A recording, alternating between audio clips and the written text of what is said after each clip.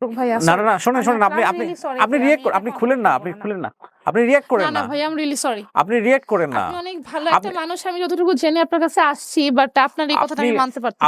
আপনি I'm really খুলেন না sorry। এখনই, আপনি খুলেন না, আপনি সরি ভাইয়া। আপনি আপনি উঠেন না, আপনি বসেন। না না ভাইয়া, আমি হ্যাঁ এই আমরা কথা কন্টিনিউ করবো না ভাইয়া। আসসালামু আলাইকুম প্রিয় দর্শক এবং শ্রোতা, আল্লাহ সর্বাবস্থায় আমাদের সবার মঙ্গল করুন সেই দোয়া এবং শুভকামনা জানিয়ে শুরু করছি বরাবরের মতো। একটি ঘটনা সোশ্যাল মিডিয়াতে বা সামাজিক যোগাযোগ মাধ্যমে বেশ কিছুদিন ধরে আমাদের চোখের সামনে এসছে। আমি শুরুতেই একটা জিনিস আপনাদেরকে বলে রাখি, আমার গল্পগুলো বা আমার যে অনুষ্ঠানগুলো সেটা ইনভেস্টিগেটিভ জার্নালিজম না, ডেফিনেটলি না। আমাদের অনুষ্ঠানের ডিসক্লেইমার এই কথা স্পষ্টভাবে উল্লেখ থাকে যে এগুলো কোনো কিছুই সরজমিন ইনভেস্টিগেটেড না। তো সেই জায়গা থেকে সবসময় একটা জিনিস আসে যে এগুলোকে আসলে তথ্য হিসেবে কাউন্ট করা যাবে কিনা, কোশ্চেনেবল। এবং সেটার ক্ষেত্রেও আমরা বলে দিই যে কোর্টের এভিডেন্স হিসেবে কখনোই এই ধরনের স্টেটমেন্টকে ব্যবহার না করবার জন্য, যেহেতু আমরা ইনভেস্টিগেট করিনি। তবে আজকে আমি যে ঘটনাটা আপনাদের সামনে তুলে ধরছি সেটা নিয়ে অনেক পত্রপত্রিকা, অনেক গণমাধ্যম অলরেডি কথা বলে ফেলেছেন।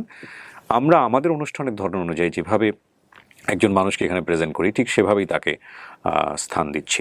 সো আমি কথা বাড়াবো না, আর একই সাথে আপনাদের শুরুতে একটু জানিয়ে রাখছি যে যদি আপনি আপনার গল্প আমাদের কাছে বলতে চান এবং যদি মনে করেন যে আপনার গল্প থেকে সমাজের মানুষের কিছু না কিছু মেসেজ পাওয়ার আছে এবং আপনার গল্পটা তাদের জন্য শিক্ষণীয় হতে পারে ইন এ সেন্স, তাহলে আপনি আমাদেরকে মেইল করতে পারেন।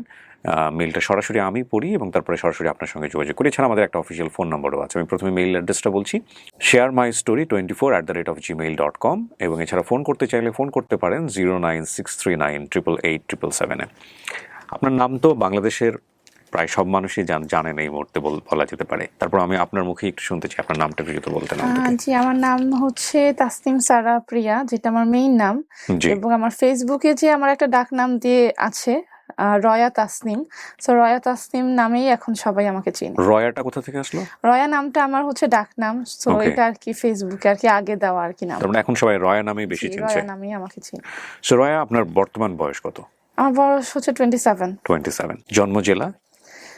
আমার জন্ম ঢাকাতে। আমার জেলা কুমিল্লা হলেও আর কি কখনো কুমিল্লা যাওয়া হয়নি। যাওয়া হয়নি।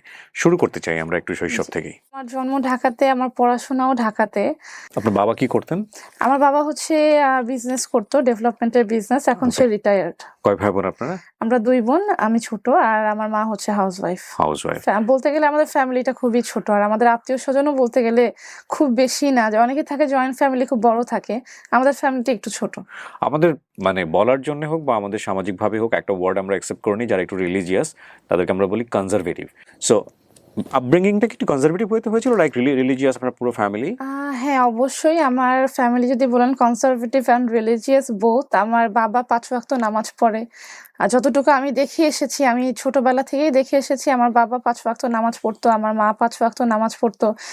ছোটবেলার কথা বলতে গেলে আমি তো আমার বাবা মার ছোট মেয়ে। সো অবশ্যই আমার দিকে সবসময় নজর রাখা ছিল। আর হচ্ছে যে একটা আদরের বিষয় সবসময় পেয়েছি ফ্যামিলি থেকে, যেহেতু ছোট মেয়ে ছিলাম।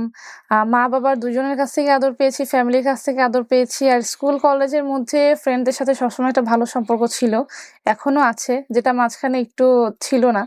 তো এখনো ভালো সম্পর্ক আছে। মোটামুটি সবাই যারা আমাকে চিনে পার্সোনালি, সবাই বলতে পারবে যে না, এই মেয়েটা যে খারাপ কি ভালো, অ্যাটলিস্ট তারা বলতে পারবে যে আমি ওকে চিনি, এবং ও এতটাও খারাপ মেয়ে না যতটা খারাপ করে এখন মিডিয়ার সামনে আমাকে বলা হচ্ছে। স্কুলে আপনি বা কোন স্কুল আপনার, প্রাইমারি পর্যায়ে বা হাই স্কুল পর্যায়ে?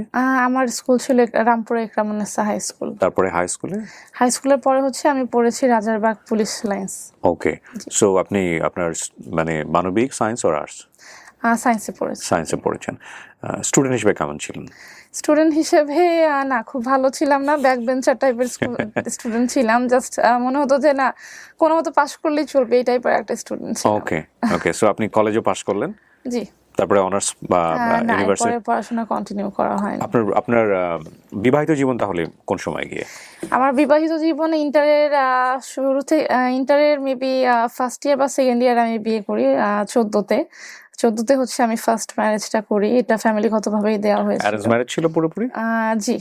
অলমোস্ট বলতে গেলে অ্যারেঞ্জ ম্যারেজ। Okay, আগে থেকে হয়তো বা একটু চিনতেন। হ্যাঁ, এটা নর্মালি চেনা জানা ছিল, বাট অ্যারেঞ্জ ম্যারেজ ছিল। মানে আমি কেন প্রশ্নটা করছি যে আপনার এই বিয়েগুলো নিয়েও বিভিন্ন রকমের কথা হচ্ছে হ্যাঁ, এবং আপনি কথা এগুলো আছে। ফেসও করেছেন। জি। সো ওই সংসারটার আপনার কতদিনের সংসার ছিল? সেটা আমি বিয়ে করেছি 2014-তে এবং আমার ডিভোর্স হয় হচ্ছে 2018-তে। 4 বছরের সংসার। ও ঘরে আপনার একটা সন্তানও জি। আছে। ওকে। যেই বিয়েটা নিয়ে আপনার অনেক বেশি আলোচনা হচ্ছে সেটা আপনার সেকেন্ড বিয়ে, রাইট? সেকেন্ড বিয়ে। এটা করেছি হচ্ছে 2022-এর 25 নভেম্বর। সো 18তে ডিভোর্স হওয়ার পরে 4 বছরের গ্যাপ। জি। ওকে। ওনার কথা অনুযায়ী আমরা যেটা বলেছি অনেকগুলো বিয়ে করেছেন বা এরকম, আসলে আপনার বিয়ে হয়েছে দুটো, তাই কি? এগুলো সম্পূর্ণ তার অপপ্রচার, তার নিজের দোষ ঢাকার জন্য এখন আমাকেও দোষী করা হচ্ছে। ওকে, ঠিক আছে। আপনার প্রথম বিয়ে নিয়ে আমরা তেমন কোনো কথা বলতে চাই না, যদি আপনি ইন্টারেস্টেড না হন। আপনি কি ইন্টারেস্টেড বলতে চান? না, না, না, এটা আপনি নিয়ে একটু কথা কোনো বলতে কথাই চাচ্ছি বলতে চান না, না। না। আপনার দ্বিতীয় হাজবেন্ড যিনি ছিলেন, ওনার নাম? ওনার নাম হচ্ছে এমডি রনি, আরেকটা নাম আছে তার মুসা ভাই, মুসা ভাই। যেটা নামে অনেকে চিনে তার এলাকাতে, বাট তার মেইন নাম হচ্ছে এমডি রনি। এমডি রনি, উনি হচ্ছেন আরাবিয়ান বোরকা হাউসের ওনার। আরাবিয়ান বোরকা কালেকশনের মালিক। জি। ওনার পরিচয়টা কিভাবে হয়েছে? পরিচয়টা হচ্ছে আমার যখন 2018-তে ডিভোর্সের পরে প্রত্যেকটা মানুষের একটা পকেট মানির বা সবকিছু একটা প্রয়োজন হয়। জি। তা আমার যখন মনে হলো যে না, আমি এভাবে আমার কিছু একটা করা দরকার, তখন এক আপুর প্রপোজে হচ্ছে আমি লাইভ প্রেজেন্টার হিসেবে কাজ শুরু করি। লাইভ প্রেজেন্টার বলতে? লাইভ প্রেজেন্টার বলতে ফেসবুকে যে লাইভ প্রেজেন্টার, মানে লাইভ। ড্রেসের যে লাইভ গুলো ওকে, করা হয়। ওকে, ওকে। সো অনেক পেজের সাথে, অনেক ব্র্যান্ডের সাথে আমি কাজ করেছি। এর আগে আপনি কখনো করেন না এগুলো? না, এর আগে করিনি। আমি 2018-তে এটা শুরু করি লাইভ প্রেজেন্টার হিসেবে। হুম। তারপর থেকে হচ্ছে যখন অ্যারাবিয়ান বোরকা কালেকশন ওপেন হয় এবং তার পাশে গ্র্যান্ডিওর একটা আমার ফ্রেন্ডের শপ ছিল, সেখানে আমি লাইভ করতাম ঠিক অ্যারাবিয়ান বোরকা কালেকশনের পাশে। তো ওটার থেকেই হচ্ছে আমাকে তারা দেখে এবং তারা আমাকে অ্যাপ্রোচ করে লাইভ করার জন্য। তো আমি just as a live presenter হিসেবেই তার শপে জয়েন করি, তার পেজের লাইভ কত সালে এটা? করি। এটা সম্ভবত 2021 সালের ঘটনা। ওকে, সো এই সময়টাতে শুধু আপনি? 2021 না, মেবি 20-এর দিকের ঘটনা। Fine. আমার এক্সাক্ট ডেটা বলতে পারছি না, সরি। It's okay. সো ওই সময়টা থেকে শুধু আপনি উপস্থাপন করতেন ওখানে, হ্যাঁ। নাকি আরো ছিলেন? না, আরো কেউ ছিল না। আমি যখন থেকে তার পেজে লাইভ করি, আমি লাইভ করতাম এবং তার কথা একটা ছিল যে তুমি যখন আমার পেজে লাইভ করো, আমার পেজে আর কোনো মেয়ে মানুষ আসতে পারবে না, এরকম একটা কথা তার মধ্যে ছিল।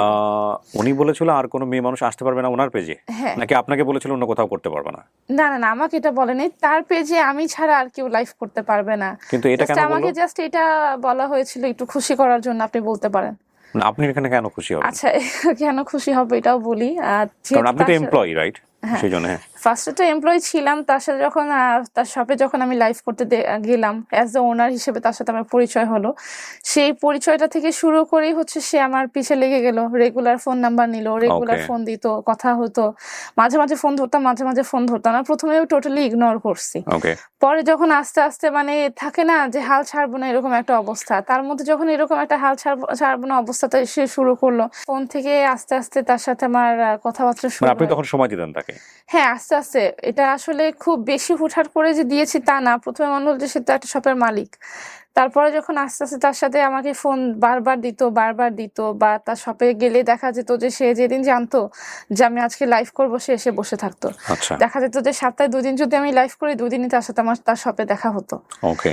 তো এই যে আর কি একটা মানে এসে কথা বলতো, এই সেই খুব সুন্দর লাগতেছে, খুব ভালো করে করতেছো, এই সেই আসো কিছু খাওয়া, এই সেই করতে করতে। রয়া, আপনাকে যে রেমুনারেশন দিত বা আপনার ওই সময় যে রেমুনারেশন পেতেন, এটা দিয়ে কি মানে সংসার চালানোর মতো? না, না, এটা সংসার চালানোর কিছুই না। এটা আমার পার্সোনাল খরচের জাস্ট একটা পার্ট ছিল, শুধুমাত্র পার্সোনাল খরচের, সংসার চালানোর না। আচ্ছা, তার মানে আপনি এই কাজটাই করতেন শুধু, নাকি পাশাপাশি অন্য কিছু? না, পাশাপাশি অন্য কিছু করতাম না। এটা জাস্ট আমি একটা পার্ট টাইম জব হিসেবে বলতে পারেন। জাস্ট আমার নিজের টুকিটাকি একটু খরচের জন্য এই কাজটা আমি। আমার সংসার তো আমার বাবা আছে, আর আমরা নিজের ফ্ল্যাটে থাকি। ওকে। আর আমরা হচ্ছে আমার আরেকটা ফ্ল্যাটের থেকে আমরা ভাড়া পাই, আমার বাবাও আছে। সো সংসারের খরচ নিয়ে আসলে আমার কোনো টেনশন করতে হতো না। জি। জি। হ্যাঁ, তো এই হচ্ছে আস্তে আস্তে দেখা রেগুলারই হতো, বা হঠাৎ একদিন ডাক দিল যে আজকে যদি কাজ না থাকে আসো একটু দেখা করি। তো এই আর কি, না চাওয়া সত্ত্বেও আসলে তার সাথে ইন্টারাকশন হতে হতে হতে হতে আসলে এক সময় সে যখন বলে যে তোমাকে পছন্দ করি, রেগুলার সে এরপর থেকে সে আমাকে রেগুলারই ফোন দিত। এমন মনে হয় না যে মানে সে আমাকে মিস করছে এরকম একটা টাইম যে 2 দিন ফোন দিলাম না, 5 দিন ফোন দিলাম না। ওকে। সে রেগুলারই আমাকে ফোন দিত। সো একটা সময় কথা বলতে, বলতে আসলে মনে হয় যে না মানুষটা মেবি ভালো। এই ওকে। কথাটা চিন্তা করেই আসলে তার প্রতি একটা মানে সফট কর্নার তৈরি হয়। সফট কর্নার তৈরি হয়, হ্যাঁ। তৈরি হওয়ার পর থেকে সে যখন বলে যে সে আমাকে পছন্দ করে তারপর থেকেই আসলে সম্পর্কটা শুরু। মানে ওই সময়টাতে তার সম্পর্কে আপনি কতটুকু জানতেন? আহ না আসলে এটা যদি বলেন আমি অবশ্যই তার সম্পর্কে খুব বেশি কিছু জানতাম না। আমি এতটুকুই জানতাম যে সে আরাবিয়ান বোরকা কালেকশনের মালিক। আর যতটুকু সে আমাকে বাহ্যিকভাবে দেখিয়েছে যে খুব ভদ্র একটা মানুষ, নামাজি একটা মানুষ। সে আমাকে বলেছে যে সে কয়েকবার হজ করেছে। এরকম একটা মানুষ হিসেবেই তার প্রতি আমার ধারণা চিন্তা হয়েছে। বাট আমি তো আসলে পার্সোনালি তার বিরুদ্ধে কোনো খোঁজ খবর নেই বা সে কি করে না করে আসলে মানুষটা কেমন। যেহেতু তার শপে কাজ করতাম, সবাই স্যার বলতো। মনে হয়েছিল যে না একটা রেপুটেটেড একটা মানুষ হয়তোবা হবে। এই চিন্তাটা থেকেই আসলে তার সাথে মেশাটা আমার স্টার্ট হয়ে যায়। আচ্ছা, সেও আপনাকে পছন্দ করলো, তার আগ পর্যন্ত আপনি তার ম্যারিটাল স্ট্যাটাস বা সে কি করে এগুলো কিছু জানতেন না? না জানতাম না বলতে সে আমাকে বলেছিল যে তার একটা ওয়াইফই আছে। তখন যখন আছে এটা? হ্যাঁ, ওকে। যখন আমার বললাম যে আপনি তো বিয়ে তো অবশ্যই করছেন কারণ আপনার একটা এজের মানুষ। হুম। প্রথমে সে বলে হাসাহাসি করে উড়িয়ে দেয়। পরে সে আমাকে বলতেছে যে হ্যাঁ আমার একটা ওয়াইফ আছে, বাচ্চা আছে, বাট আমার ওয়াইফের সাথে আমার সম্পর্ক ভালো না। আচ্ছা। মেইনলি সে এই কথাটাই দিয়েই আমাকে শুরু করে। তখন আমি বললাম যে যাই হোক আপনার বাচ্চা কাচ্চা আছে, সম্পর্ক ভালো না বললেই তো হয় না, সংসারে তো প্রবলেম থাকে। আমি নিজেও তো সংসারের প্রবলেম থেকে বেরিয়ে আসছি, এখন সিঙ্গেল মাদার আমি। হুম। তো সে এগুলা নিয়ে কথা বলতে বলতে একসময় যখন আমাকে প্রেমের প্রস্তাব দেয় বা বিয়ের প্রস্তাব দেয় তখন আগেই আমি তাকে প্রশ্ন করেছিলাম। এখন বোকামি বলতে পারেন বা যাই বলতে পারেন, আমি তাকে প্রশ্ন করেছিলাম যে দেখেন আপনার ওয়াইফ আছে, আমি যদি এই অবস্থায় আপনাকে বিয়ে করি, হ্যাঁ এমন হইতো যে আপনি আমার মতো, আমি যেমন ডিভোর্সড সিঙ্গেল মাদার, আপনার এরকম ডিভোর্স থাকতেন, আমাকে কেউ কোনো প্রশ্ন করতো না। বাট যেহেতু আপনি বলতেছেন যে আপনি আপনার ওয়াইফকে ছাড়বেন না, এই অবস্থায় যদি আমি আপনাকে বিয়ে করি তাহলে মানুষ বলবে যে এক মেয়ে হয়ে আরেক মেয়ের সংসার ভেঙে বিয়ে করছে। এটা তো মানুষ আমার, আর আমি নিজেও কখনো চাবো না যে একটা মেয়ের রূপ সংসার নষ্ট করে আমি তখন হয়তো বা মেয়েটা বলতে পারে যে আমার সংসার নষ্ট করে এই রয়া বিয়ে বসছে। আমি কখনোই চাবো না, আমি নিজে এই কথাটা শুনতাম, আমি নিজেও একটা সাফারার, আমি কখনোই বলবো না যে আমি আরেকজনের সংসার নষ্ট করে। সে যখন প্রথম বিয়ের প্রস্তাব দেয় আমি তাকে টোটালি না করে দিয়েছিলাম যে দেখেন এটা কখনোই সম্ভব না, আমি একজনের জানা সত্ত্বে আপনি ডিভোর্স দিয়ে দেন, সেখানে আমি রাজি আছি, বাট আমি একজনের উপরে বিয়ে করব না। তো এই কথাটা বলার পরেও তার সাথে বেশ কিছুদিন আমার গ্যাপ ছিল। সে আবার শুরু করলো যে না তোমাকে ছাড়া বাঁচবই না, তোমাকে অনেক বেশি ভালো লাগে, তোমার চিন্তায় ঘুমাতে পারি না, এই ধরনের কথাবার্তা যখন শুরু করলো আস্তে আস্তে আস্তে আস্তে। এটা কিন্তু তার সাথে আমাদের বিয়ের আগে প্রায় 2 বছরের মতো তার সাথে আমার চেনা জানা। এটা কিন্তু মানুষ বলতে পারবে না যে আমি একদিনে তাকে বিয়ে করে ফেলেছি বা 2 মাসে তাকে বিয়ে করে ফেলেছি। প্রায় 2 বছরের মতো তাকে আমি চিনতাম, তাকে আমি নাও করে দিয়েছিলাম। তারপরেও আর কি ভাগ্যের লিখন এটা। তো তারপরেও সে যখন আমার পিছনে লেগে থাকে আস্তে আস্তে আস্তে আস্তে তার প্রতি আমার একটা বিশ্বাস তৈরি হতে হতে আসলে পরে আমি যে বিয়ের ডিসিশনটা নিই। এবং এই বিয়ে ডিসিশন নেওয়ার আগে উনি ওনার আগের ওয়াইফকে ডিভোর্সও দেননি? না, ডিভোর্স দেয়নি। সে বলে যে আমার আগের এই অবস্থায় আপনি জেনে শুনে রাজি হয়েছেন? যেটা শুনে রাজি হয়েছি যে প্ল্যান কি ছিল মানে আপনার জায়গা থেকে যে ওকে ফাইন আমি যে রাজি হচ্ছি, উনি ওনার ওয়াইফকে জানাবেন কিনা বা এই বিষয়টা গোপন রাখবেন কিনা, মানে বিষয়টা কি ছিল আপনাদের মধ্যে? বিষয়টা ছিল অবভিয়াসলি সে বলেছিল যে আমার ওয়াইফ টুকিটাকি আমার কথা কিছু একটা জানে, সে আমাকে এটা বলেছিল। যেহেতু একটা মেয়ে মানুষ কিন্তু সবই বুঝে, তার শপে আমি দীর্ঘদিন ধরে লাইভ করতেছি এবং আমি ছাড়া কেউই তার শপে লাইভ করে না, আমি যেদিন যাই সে বসে থাকে। তো সে আমাকে বলছো যে আমার ওয়াইফ একদিন বলছে যে তুমি রয়াকেই কেন রাখছো, আরো তুমি রাখতে পারো, ওই দীর্ঘদিন ধরে কাজ করতেছে।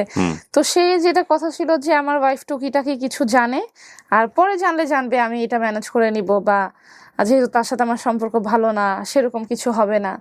অনেক প্রশ্ন থাকার পরেও আর কি সে কিভাবে বিষয়গুলো আমাকে দিয়ে ম্যানিপুলেট করাইছে আমি জানি না, বাট এটাই সে আমাকে বলছে যে টুকিটাকি জানে এবং পরে জানলে আমি তাকে ম্যানেজ করে নিতে পারবো। ওকে, সো এটার উপরেই আপনি ভর করে ডিসিশন নিয়েছেন? হ্যাঁ, এটার উপরে আমি যখন বললাম যে সে আমাকে বলে যে বিয়ের পরে সে আমার সাথেই থাকবে, তাদের সাথে সে থাকে না, সে এখানে থাকে সেখানে থাকে, সবসময় বাসায় থাকে না, আমার সাথে থাকবে। তো তখন মনে হলো যে হ্যাঁ, হতে পারে যে যেহেতু দেখেছি যে মানুষটা মনে হয় ভদ্র, হতে পারে যে তার সাথে আমার জীবনটা সুন্দর হতে পারে, এই কারণে ডিসিশনটা নেওয়া। আপনার ফ্যামিলিকে আপনি জানিয়েছিলেন এটা? আমার ফ্যামিলিকে আমি জানিয়েছি এবং খুব বেশি জানাতে পারিনি, বাট আমার মাকে জানিয়েছিলাম, আমার মামাকে জানিয়েছিলাম, তারা এই বিয়েতে রাজি ছিল না।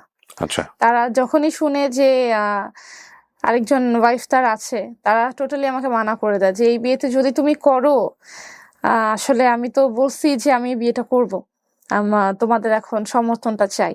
তারা যখন বলে যে না, এই বিয়েটা যদি করো আমাদের কোনো সমর্থন পাবা না, নিজের রিস্কে করবা, বা এই বিয়েটা করো না, অবশ্যই আমার ফ্যামিলি আমাকে না করছিল। এই প্রেমের সম্পর্কটা কতদিন ছিল? প্রেমের সম্পর্কটা প্রেমের সম্পর্কটা যদি বলেন যে খুব ডিপলি বিয়ের ডিসিশন নিয়ে বা তার প্রতি সফট কর্নার নিয়ে, এটা প্রায় 6 মাসের মতো ছিল। 6 মাসের মতো আর ছিল। তার আগে তো তার সাথে আমার কথাবার্তা হতো, ওইটা তো আমি ধরবো না, কারণ তখন আর কি আমি তাকে নিয়ে কোনো চিন্তা করিনি। ওকে। বাট লাস্টলি যে 6 মাসের মধ্যে তার সাথে আমার কথাবার্তা হয়েছে, সে একদম মানে বলে না যে জেকে বসে যে না, বিয়ে করতেই হবে, বা তুমি আমাকে বিয়ে করো, আমি তোমাকে ভালো রাখবো, তুমি আমার কাছ থেকে কোনোদিন, আমার দ্বারা তোমার কোনোদিন ক্ষতি হবে না, যত রকমের কথা বলা একটা মেয়ে মানুষের মন ভুলানো যায়, সেসব কথা আমাকে বলছে। বিয়ের প্রস্তাবটা তার দিক থেকেই ছিল? অবশ্যই তার দিক থেকে ছিল। আপনার জায়গা থেকে বিয়ের প্রস্তাব ছিল না না? না না। প্রেম যেহেতু করছি এটাই থাকুক, বিয়ের দিকে না যাই, আপনার জায়গা থেকে কি বিষয়টা এরকম ছিল? না, তার সাথে আমি কখনো এই ডিসিশন, প্রেম করব এটাই আমার ডিসিশন ছিল না। এটা জাস্ট একটা সম্পর্কটা হয়ে যায়, আর তারপরেও যখন দেখায় যে সে আমাকে খুব বেশি ভালোবাসে, খুব বেশি আমাকে ছাড়া বাঁচতে পারবে না, মরতে পারবে না, এরকম ডিসিশন, তখন আর কি তার প্রতি আমার একটা, বাট যে প্রেম যে করব এরকম কোনো ডিসিশন তাকে নিয়ে আমার ছিল না। ওকে ওকে। সো এক পর্যায়ে গিয়ে আপনি উনি বললো বিয়ে করবে এবং আপনি সেটা হ্যাঁ, রাজি just হলেন? মনে হয় যে হঠাৎ করে একটা তার উপরে পড়ে গেছে, এরকম একটা অবস্থা হয়ে গেছে। তো আমার ফ্যামিলি তো রাজি ছিল না। তারপরেও আমি আমার মাকে, মেয়ে মানুষ, আমার মাকে অনেক জোর করে, আমার মা বলে যে আমি এই বিয়েতে থাকবো না। এই বিয়েটা, আমার বিয়ের আগের দিন পর্যন্ত, আপনি বিলিভ করবেন না, আমি যখন হাতে মেহেদি দিচ্ছিলাম সেই দিন পর্যন্ত, আমার মেহেদি দেওয়ার পরেও আমার মা বলছে যে এই বিয়েটা করিস না, ওকে এটা তোর জন্য ভালো হবে না। ওকে। তো আসলেই মানুষে বলে মা বাবার কথা ছাড়া যে একটা চলা উচিত না। আমি যদি সেদিন রাতে আমার মায়ের কথাটা শুনতাম, আজকে হয়তো বা আমাকে এখানে বসে থাকতে হতো না। জি। তো আমি আমার মায়ের কথা শুনি নাই। আমি আমার মাকে বললাম যে না, আমি আসলেই তাকে বিশ্বাস করি, সে খুব ভালো একটা মানুষ, তুমি যদি তার সাথে মিশো তুমি বুঝতে পারবা। জি। আমি যতটুকু দেখছি। তো এরপরে তো তার সাথে বিয়ে ডিসিশন হলো, বিয়েটাও হয়ে গেল। বিয়েটা হলো হচ্ছে 2022-এর 25 নভেম্বর। তো বিয়ের আগে ধরেন যে সে আমার সাথে যেরকম একটা, 2022-এর 25 নভেম্বর বিয়েটা কোথায় হলো? বিয়েটা হচ্ছে উত্তরার একটা রেস্টুরেন্টে হয়েছে। মানে এখানে লোকজন সবাই ছিলেন? লোকজন বলতে আমার মা ছিল, আর আমার হচ্ছে মামা ছিল একজন, আর হচ্ছে কি বলে, আমার পক্ষ থেকে আর কেউ ছিল না, কারণ মা আর মামা দুজন। আর ওনার পক্ষ থেকে? ওনার পক্ষ থেকে হচ্ছে তার যে কি বলবো, তার সাথে যারা সব সময় থাকে, ইউনুস, তারপরে হচ্ছে তার সাথে লোকজন যাদের সাথে সে কাজ নিয়ে জড়িত, বা খুব ফ্যামিলি না, সরি, তার সাথে ফ্যামিলি কেউ ছিল না, যে মা বাবা ভাই বোন, এটা তার ফ্যামিলি থেকে কেউই ছিল না। সে বললো যে আমি বিয়েটা করি, পরে আমি আস্তে আস্তে জানাই দিব। ওই সময়টাতে কি ওনার ওয়াইফ জানে বিষয়টা যে আজকে উনি বিয়ে করতে যাচ্ছেন? না, এটা সে হয়তো বা জানে না। সে জানে নাই? আপনিও জিজ্ঞেস করেন নাই তাকে? না, যেহেতু সে বলছে যে সে ইভেনচুয়ালি জানাবে। আচ্ছা। একটু ব্যাপারটা কোনো আপনার কাছে রিস্কি মনে হয়নি বিষয়টা? ব্যাপারটা অবশ্যই আমার কাছে রিস্কি মনে হয়েছে, বাট তারপরেও কি, যখন প্রেমে পড়ে গেছি তখন মনে হয়েছে যে না, হয়তো বা সে ম্যানেজ করতে পারবে। প্রথম কথা হচ্ছে ধর্মীয় ভাবে তো এটা নিয়ম আছে যে একটা ছেলে চাইলে প্রথম স্ত্রীর অনুমতি না নিয়ে বিয়ে করতে পারে, কিন্তু বাংলাদেশের আইন অনুযায়ী কিন্তু এটা নিয়ম নাই, এবং প্রথম স্ত্রীর অনুমতি অবশ্যই লাগবে দ্বিতীয় বিয়ে করার ক্ষেত্রে। এটা আপনি জানতেন? প্রথম স্ত্রী হয়েও অবশ্যই আমি চাবো না যে আমার জামাই আমাকে রেখে আরেকটা বিয়ে করুক, আমি নিজেও চাবো না। বাট তখন কি কারণে এই রিস্কটা নিয়েছিলাম, এটা যদি আমার কাছে সোজা সাপটা কোনো উত্তর চান, আমার কাছে এটার আসলেই কোনো উত্তর নেই। যে ভুলটা আমার করা উচিত হয় নাই, বাট এই ভুলের শাস্তিটা আমি অনেক বড় ধরনের পেয়ে গেছি। সো 2022 সালের কত নভেম্বর? 25 নভেম্বর। তার 25 সাথে নভেম্বর আমার বিয়ে উত্তরা করলেন। একটা রেস্টুরেন্টে বিয়ে হয়। আপনাদের সংসারটা শুরু হলো কিভাবে? সংসারটা শুরু হলো বিয়ের পর। আমি তো আমার মার বাসায় ছিলাম, যেহেতু আমার বাচ্চাকে নিয়ে আমার মার বাসায় ছিলাম। বিয়ের 1-2 মাস পর্যন্ত আমি আমার মার বাসায় ছিলাম, মনে হয় 2 বা 3 মাস আমার মায়ের বাসায় ছিলাম। তারপরে যখন ফ্যামিলিগতভাবে একটু প্রবলেম হলো, আমার মা আসলে মানতে পারতেছিল না আমার বিয়ের ব্যাপারটা। ও তখনও মানতে পারছে না? না, তখনও মানতে পারছে না। আমার মা টোটালি এটার এগেইনস্টে ছিল। তো মা কি চাচ্ছিল ওই সময়টা? আমার মা আসলে, সে যখন, আমি তো আমার বাসায় ছিলাম বিয়ের পরে, জি। তো সে যখন আমার বাসায় আসা যাওয়া করতো, আমার মা আসলেই আদৌ মানতে পারে নাই যে এই লোকটার সাথে তুই কিভাবে বিয়ে ও করলি। মানে সংসারটা আপনার বাসাতেই হতো তার হ্যাঁ, মানে? সংসারটা শুরু হলো আমার বাসাতেই। তো ফ্যামিলিগত ভাবে যখন একটা ঝগড়াঝাটির সৃষ্টি হলো। ঝগড়াঝাটি কেন হলো? ঝগড়াঝাটি কেন হলো বলতে, যে সে যখন আমার বাসায় আসে, দেখা যায় যে তখন থেকেই হয়তো বা হিন্টস গুলো ছিল, আমি পাইনি। সে যখন আমার বাসায় আসে, সে আমার মাটার সাথে সেরকম কোনো কথা বলে না। হ্যাঁ, কথা বলে না, বা সে এসে আমার সাথে বেশি টাইম স্পেন্ড করতে চায়। তো এগুলো নিয়ে যখন আস্তে আস্তে একটু মতবিরোধ হলো, তখন আমি চিন্তা করলাম যে যেহেতু এখন আমি বিয়ে করে ফেলছি, আমাদের একটা আলাদা সংসার দরকার। রাইট। সবার একটা প্রাইভেসি আছে, পার্সোনাল একটা প্রাইভেসি আছে। পরে আমি ভাবলাম যে, আমি তাকে বললাম যে দেখেন, আমরা একটা আলাদা বাসা নেই, সেটাই ভালো হবে। আমাদের একটা প্রাইভেসি আছে, যেহেতু ম্যারিড কাপল, আমরা আলাদা বাসা নিতেই পারি। রাইট। তখন তাকে বোঝানোর পরে সে রাজি হলো যে আচ্ছা ঠিক আছে, আলাদা বাসা নাও। তখন ঠিক উত্তরাতেই, আমার মায়ের বাসার আশেপাশেই হচ্ছে, আমি কাছাকাছিতেই আলাদা বাসা নেই, এবং সেখানে আমাদের অ্যাকচুয়াল যে প্রাইভেটলি বলেন যে আপনাদের সংসার শুরু আমাদের হলো। সংসারটা শুরু। আপনার বাবার ভূমিকা কি ছিল এখানে? আমার বাবার ভূমিকাটা যদি না বলি, আমার বাবার সাথে আসলে আমার একটু সম্পর্কের দূরত্ব আছে, এবং আমার বাবা আমার বিয়েতে রাজি ছিল না। কাজে সে টোটালি আউট অফ রিচ ছিল, যে তুমি যখন এগুলা করতেছো, এখানে আসলে আমার কোনো দায়িত্ব নাই, নিজের দায়িত্ব উনি সব থাকেন করবা। আপনাদের সঙ্গে একই সঙ্গে? হ্যাঁ, থাকে। জি। কেন, মানে এটা কি প্রথম কোনো কারণে? হ্যাঁ, এটা প্রথম কোনো কারণেই, যে কিছু মানে প্রথম প্রাইভেট সংসারের কারণে, কারণে? প্রথম সংসারের কারণে, যে রাগ করে কেন ওকে। এটা করলা, রাগের কারণে বা এইসব কারণে হচ্ছে যে তুমি যেটা করতেছো তুমি, তা এখন আমি একটা অ্যাডাল্ট, তুমি যদি নিজে বুঝে শুনে কিছু করতে চাও, তাহলে এখানে যদি করতেই হবে বলো, তাহলে এখানে আমার আসলে কিছু করার নাই। তাহলে আর কথাই যদি না শুনিস, তাহলে সে আর কি বলবে। Exactly, exactly. যেটা হলো, আপনাদের আলাদা একটা সংসার শুরু হলো, ওখানে আপনি এবং আপনার দ্বিতীয় হাজব্যান্ড, মানে জি। আপনার মেয়েটা? হ্যাঁ, আমার মেয়ে আমার সাথেই ছিল। আপনার মেয়ে, ওর বয়স কত? ওর বয়স হচ্ছে 8 বছর। 8 বছর।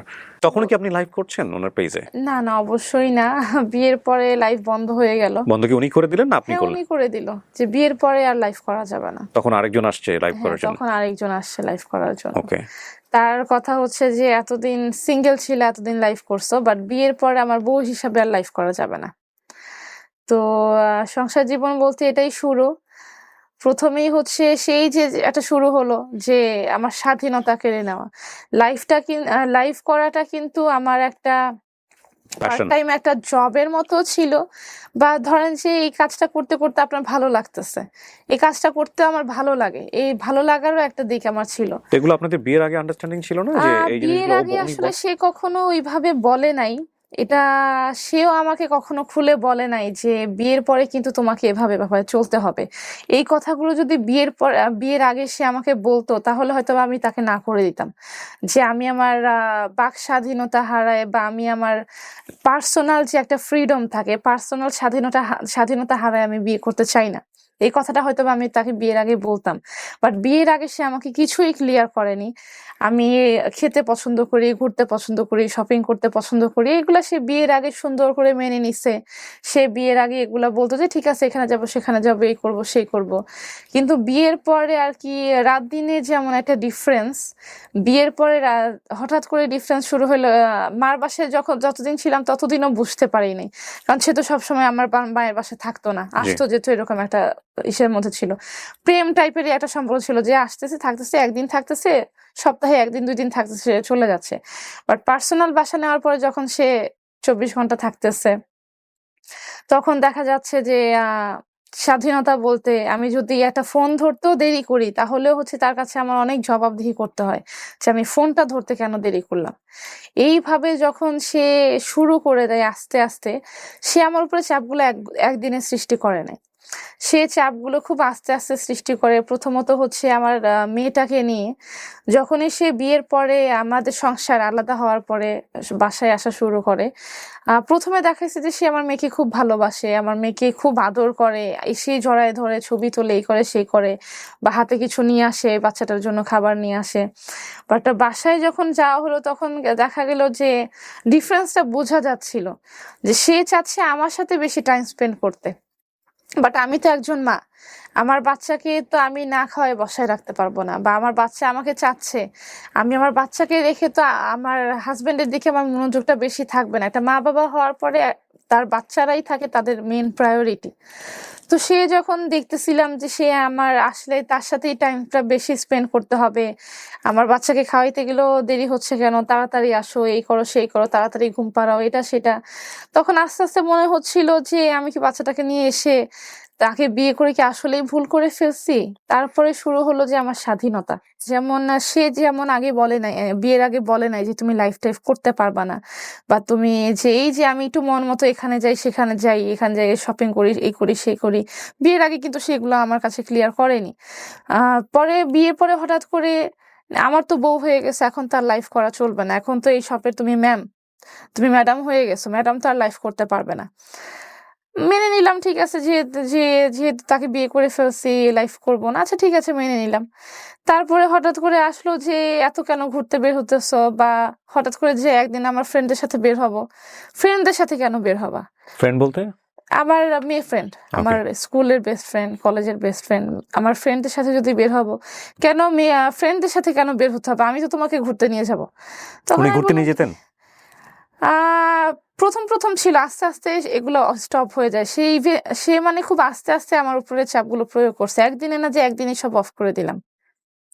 পরে আমি যখন বললাম যে দেখেন আমি আপনি আমার হাজবেন্ডের সাথে আমি যতই ঘুরি না কেন, আমার ফ্রেন্ডদের সাথে যে আমি একটা টাইম স্পেন্ড করবো, বা আমি ফ্রেন্ডদের সাথে যে একটা হাসি দিব, ফ্রেন্ডদের সাথে যে একটা জোকস শেয়ার করব, সেটা তো আমি আপনার হাজবেন্ডের সাথে তো কখনোই করতে পারবো না। তার একটা কথা হয়ে গেল যে না, ফ্রেন্ডদের সাথে দেখা করা যাবে না, তোমার যদি মন চায়, খুব বেশি মন চায়, তুমি তাদেরকে বাসায় ডাকবা, বাট বাইরে যেতে পারবা না।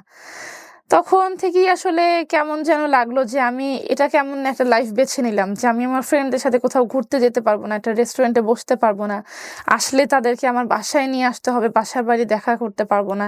এইটা কেমন একটা ঘটনা হয়ে গেল। আপনার 4 বছরের যে সংসারটা ছিল, প্রিভিয়াস সংসার, এটা আপনাদের মধ্যে যখন সেকেন্ড যে সম্পর্কটা, যখন ওনার সঙ্গে আপনার প্রেমের সম্পর্কটা ছিল বা বিয়ে পরবর্তীতে, আপনারা কি দুজন ডিসকাস করেছিলেন যে আপনার সংসারটা কেন ওখানে ভেঙে গেল, বা ওখানে প্রবলেমগুলো কি ছিল, এই বিষয়গুলো কোনাকে জানাতেন? আমার সাথে ওখানে কি প্রবলেমগুলো ছিল আমি তার সাথে ডিসকাস করেছিলাম, এবং সে আমাকে এটা প্রমিস করেছিল যে তুমি ওখানে যে টাইপের প্রবলেম ফেস করছো, এই টাইপের প্রবলেম কখনোই আমার সাথে ফেস করবা না। সেম প্রবলেমগুলো কি আপনার লাইফে এখানে হচ্ছিল? হ্যাঁ অবশ্যই, তার চেয়ে বেশি হচ্ছিল। ওখানে আমি বলবো যে ওখানেই আরো কম ছিল, তার চেয়ে আরো বেশি প্রবলেমগুলো এখানে শুরু হয়ে গেছে। সো উনি আপনাকে চাইতো না যে আপনি ফ্রেন্ডদের সাথে আড্ডা দেন বা বাইরে যান? হ্যাঁ, আমি বাইরে যেতে পারবো না, তো আমি যদি একটু শপিং করতে যাব, একদিনের বেশি 2 দিন কেন শপিং? তো একটা সময় যখন বললাম যে আপনি তো জানেন আমি শপিং করতে পছন্দ করি, কেনাকাটা করতে পছন্দ করি, সে বলতেছে যে তোমার তো অলরেডি কেনাকাটা আছে, বা আমার সব থেকে তুমি এটা আনছো সেটা আনছো, জাস্ট ইউজুয়ালি বলতেছি, তারপরে কেন তুমি শপিং করতে যাবা? মানে হঠাৎ করে যখন মনে হলো যে আমি পরাধীন একটা জীবন যাপনে এসে পড়ছি, তখন হঠাৎ করেই মনে হলো যে দিন থেকে রাতের যে ডিফারেন্স আমি তার বুঝতে পারলাম, যে আস্তে আস্তে করে সে আমার লাইফটা তার হাতের মুঠোয় কন্ট্রোল করার চেষ্টা করতেছে। তো এই থেকেই শুরু হয়, তার সাথে আমার আস্তে আস্তে করে মতবিরোধ শুরু হয়। তারপরে একটা সময় আমার ড্রেস আপ নিয়ে তার প্রবলেম হলো। কিরকম প্রবলেম? ড্রেস আপ যেমন আজকে আমি এখানে সালোয়ার কামিজ পরে আসছি, তো তার কথা ছিল যে সালোয়ার কামিজ পরে বাসার বাইরে যাওয়া যাবে না। তা আমি বললাম যে কেন, সালোয়ার কামিজে কি সমস্যা? আমি তো হচ্ছে জিন্স পরতেছি না, টপস পরতেছি না, টাইট ফিটিং কোনো ড্রেস পরতেছি না। সে বলতেছে যে না, সালোয়ার কামিজ হচ্ছে পোশাক না, সালোয়ার কামিজ পরলে মেয়েদের এই দেখা যায়, সে দেখা যায়, হাত দেখা যায়, পা দেখা যায়, অনেক রকমের প্রশ্ন। তাই বললাম যে সালোয়ার কামিজ আপনি কবে দেখছেন? আমি যদি ভদ্রভাবে পরি তাহলে কেন আমার হাত পা দেখা যাবে? তার কথা হচ্ছে যে না, আমি যেটা বলবো সেটাই তোমাকে করতে হবে, তুমি খুব এক্সট্রিম লেভেল পর্দা করে বের হবা। এটা নিয়ে তার সাথে আমার বিয়ের আগে কথা হয়েছিল। সে আমাকে বিয়ের আগে যে বললো যে পর্দা করতে হবে, তাই আমি বললাম যে আমি নিজে একটা রিলিজিয়াস ফ্যামিলির মেয়ে, আমার মধ্যে রিলিজিয়ন আছে, আমি ইসলামী মন মানসিকতা আছে। তো আমি খুব বেশি এক্সট্রিম লেভেলের পর্দা করতে পারবো না। বাট আমি যতটুকু লাগে অতটুকু করব। এক্সট্রিম লেভেলের বলতে মুখ ঢাকা বা খুব বেশি সবসময় বোরকা পরে এই লেভেলের করতে পারবো না। সে বিয়ের আগে মানে তুমি যতটুকু করবা ততটুকুই আমার জন্য এনাফ। বাট বিয়ের পরে তার কথা হলো যে না, নাক মুখ না ঢেকে তারপরে বোরকা না পরে তুমি বাসা থেকে বের হতে পারবা না। এমন একটা সময় গেছে আমি বারান্দায় গেলেও সে প্রবলেম করছে যে বারান্দায় কেন গেলাম, মানুষ তোমাকে দেখে ফেলছে। আমি বললাম যে বারান্দায় মানুষ আমাকে দেখে ফেললো মানে, পরে বলছে বারান্দায়। আমি বললাম যে কোথায় মানুষ দাঁড়ায় আছে আমাকে দেখার জন্য? তার কথা হচ্ছে যে বারান্দায় গেলেও কোনো ছেলে মানুষ দেখে ফেলবে, বারান্দায় চাদর টানায় রাখতে হবে। এগুলো আপনি একদমই এনজয় করতেন না বিষয়গুলো? না, অবশ্যই না। এগুলা তো আসলে যদি আপনি বলেন এটা তো নর্মাল একটা কিন্তু লাইফ আমরা তো না। অনেক সময় দেখি যে প্রেমের সম্পর্কে এগুলো মানুষ এনজয় করে, যে না আমাকে সে অনেক বেশি ভালোবাসে, সেই কারণে বোধহয় সে এরকম করে চাইছে যে সে একেবারে, আমি জাস্ট প্রশ্ন করছি আপনাকে, এবার ইটস ইউর ওপিনিয়ন। অনেকেই কিন্তু এনজয় করে এগুলা, যে না সে আমাকে অনেক বেশি ভালো করে, সে কারণে হয়তো বা অনেক বেশি অ্যাটেনশন দিচ্ছে। অ্যাটেনশন দেওয়ার একটা লেভেল আছে। অ্যাটেনশনটা যদি আপনি আমাকে নর্মালি দেন, খুব ভালোবেসে একটা অ্যাটেনশন দেন, সেটা একটা কথা।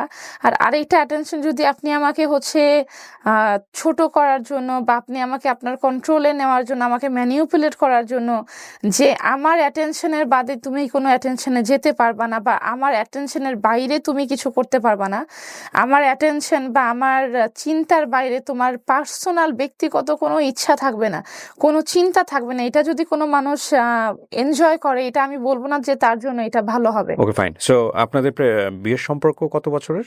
বিয়ের সম্পর্ক 1.5 বছরের মতো। সো ইনিশিয়ালি এই প্রবলেমগুলো শুরু হলো বিয়ের কতদিন পর থেকে? বিয়ের পরপর থেকে আস্তে আস্তে করে শুরু হলো। প্রবলেমগুলো শুরু এবং একটা জিনিস আপনি বোধহয় বলছিলেন মাঝখানে যে উনি আপনাকে প্রচুর আপনার কাছ থেকে সময় চাইতেন, কিন্তু অতটা আপনি দিতে পারতেন না। না, আমি তো একটা মা, সে তো আমাকে দেখে বিয়ে করেছে যে আমার একটা বেবি আছে। আমার বেবিকে অবশ্যই আমার পড়াতে হবে, খাওয়াতে হবে, তাকে ঘুমানোর সময় দিতে হবে। তার মা, একটা মা বাচ্চার সাথে যে একটা টাইম স্পেন্ড করে সেই সময়টা আমাকে তার দিতে হবে। তার সাথে আমি পার্সোনাল সময়টা এনজয় করতাম, বাট আমার কাছে ফার্স্ট প্রায়োরিটি আমার মেয়ে ছিল। আমি কখনোই, আমার তখনই খারাপ লাগতো যখন হচ্ছে আমার মেয়েকে রেখে এসে তার সাথে আমার টাইমটা স্পেন্ড করতে হবে। কারণ সে চাইতো না যে আমাদের মধ্যে আমাদের মেয়ে থাকুক। ওকে। সে চাইতো যে টোটালি আমরা দুইজনই থাকবো। তা আমার কথা ছিল যে না, আমরা দুজন কেন থাকবো? আপনি একটা বাবা, আমিও একটা মা, আমরা দুজনে অ্যাডাল্ট হিসেবে বিয়ে করেছি। তো এখানে শুধুই যে লুতুপুতু টাইপের একটা সম্পর্ক থাকতো, এইটা আমি কখনোই এনজয় করিনি। এগুলো আস্তে আস্তে করে হচ্ছে, এর মাঝখানে তার সাথে আমার 2-1 বার ঝগড়া লাগে। ঝগড়ার সময় সে আমার গায়ে হাত তোলে 2 বার করে। বিয়ের কতদিন পর এটা হয়, গায়ে হাত তোলা বিষয়টা? গায়ে হাত তোলাটা মেবি আমরা যে আলাদা বাসাটায় উঠি তার 2 থেকে 3 মাস পরে। কোন ইস্যু ছিল, কি ইস্যু ছিল এই এগুলো? ইস্যুটা ছিল একদমই লাইক পার্সোনাল ব্যাপার, যে আমি বাইরে যাচ্ছি। আরেকটা ইস্যু ছিল আমার সোশ্যাল মিডিয়া নিয়ে, আচ্ছা। যে আমি সোশ্যাল মিডিয়া ইউজ করতে পারবো না, আমি মোবাইল ইউজ করতে পারবো না। ধরেন যে তার সামনে বসে আমি একটা ফেসবুকের একটা পোস্ট চেক করতেছি, এটা করা যাবে না। তো এটা নিয়েই একদিন ঝগড়া লাগতে লাগতে সে আমার গায়ে হাত তোলে এবং সে আমাকে বলে যে ফেসবুক, সোশ্যাল মিডিয়া কোনো কিছু ইউজ করা যাবে না। তাই বললাম যে আমার এই ফেসবুকের কারণেই তো আপনার সাথে আমার দেখা। আমি যদি ফেসবুকে লাইভ না করতে যেতাম, আপনার শপে না যেতাম, তাহলে আমাদের দেখাটা হতো কিভাবে? আর আজকে আপনি ফেসবুক চালানো বন্ধ করে দিতেছেন, আবার সোশ্যাল মিডিয়া বন্ধ করে দিতেছেন, এটা কেমন কথা? এটা আমি মানি নাই। এটা না মানার কারণে যখন এক সময় কথাবার্তা হতে হতে সে আমার গায়ে হাত তুলে, সেইবার আমি বাসা থেকে বের হয়ে গিয়েছিলাম।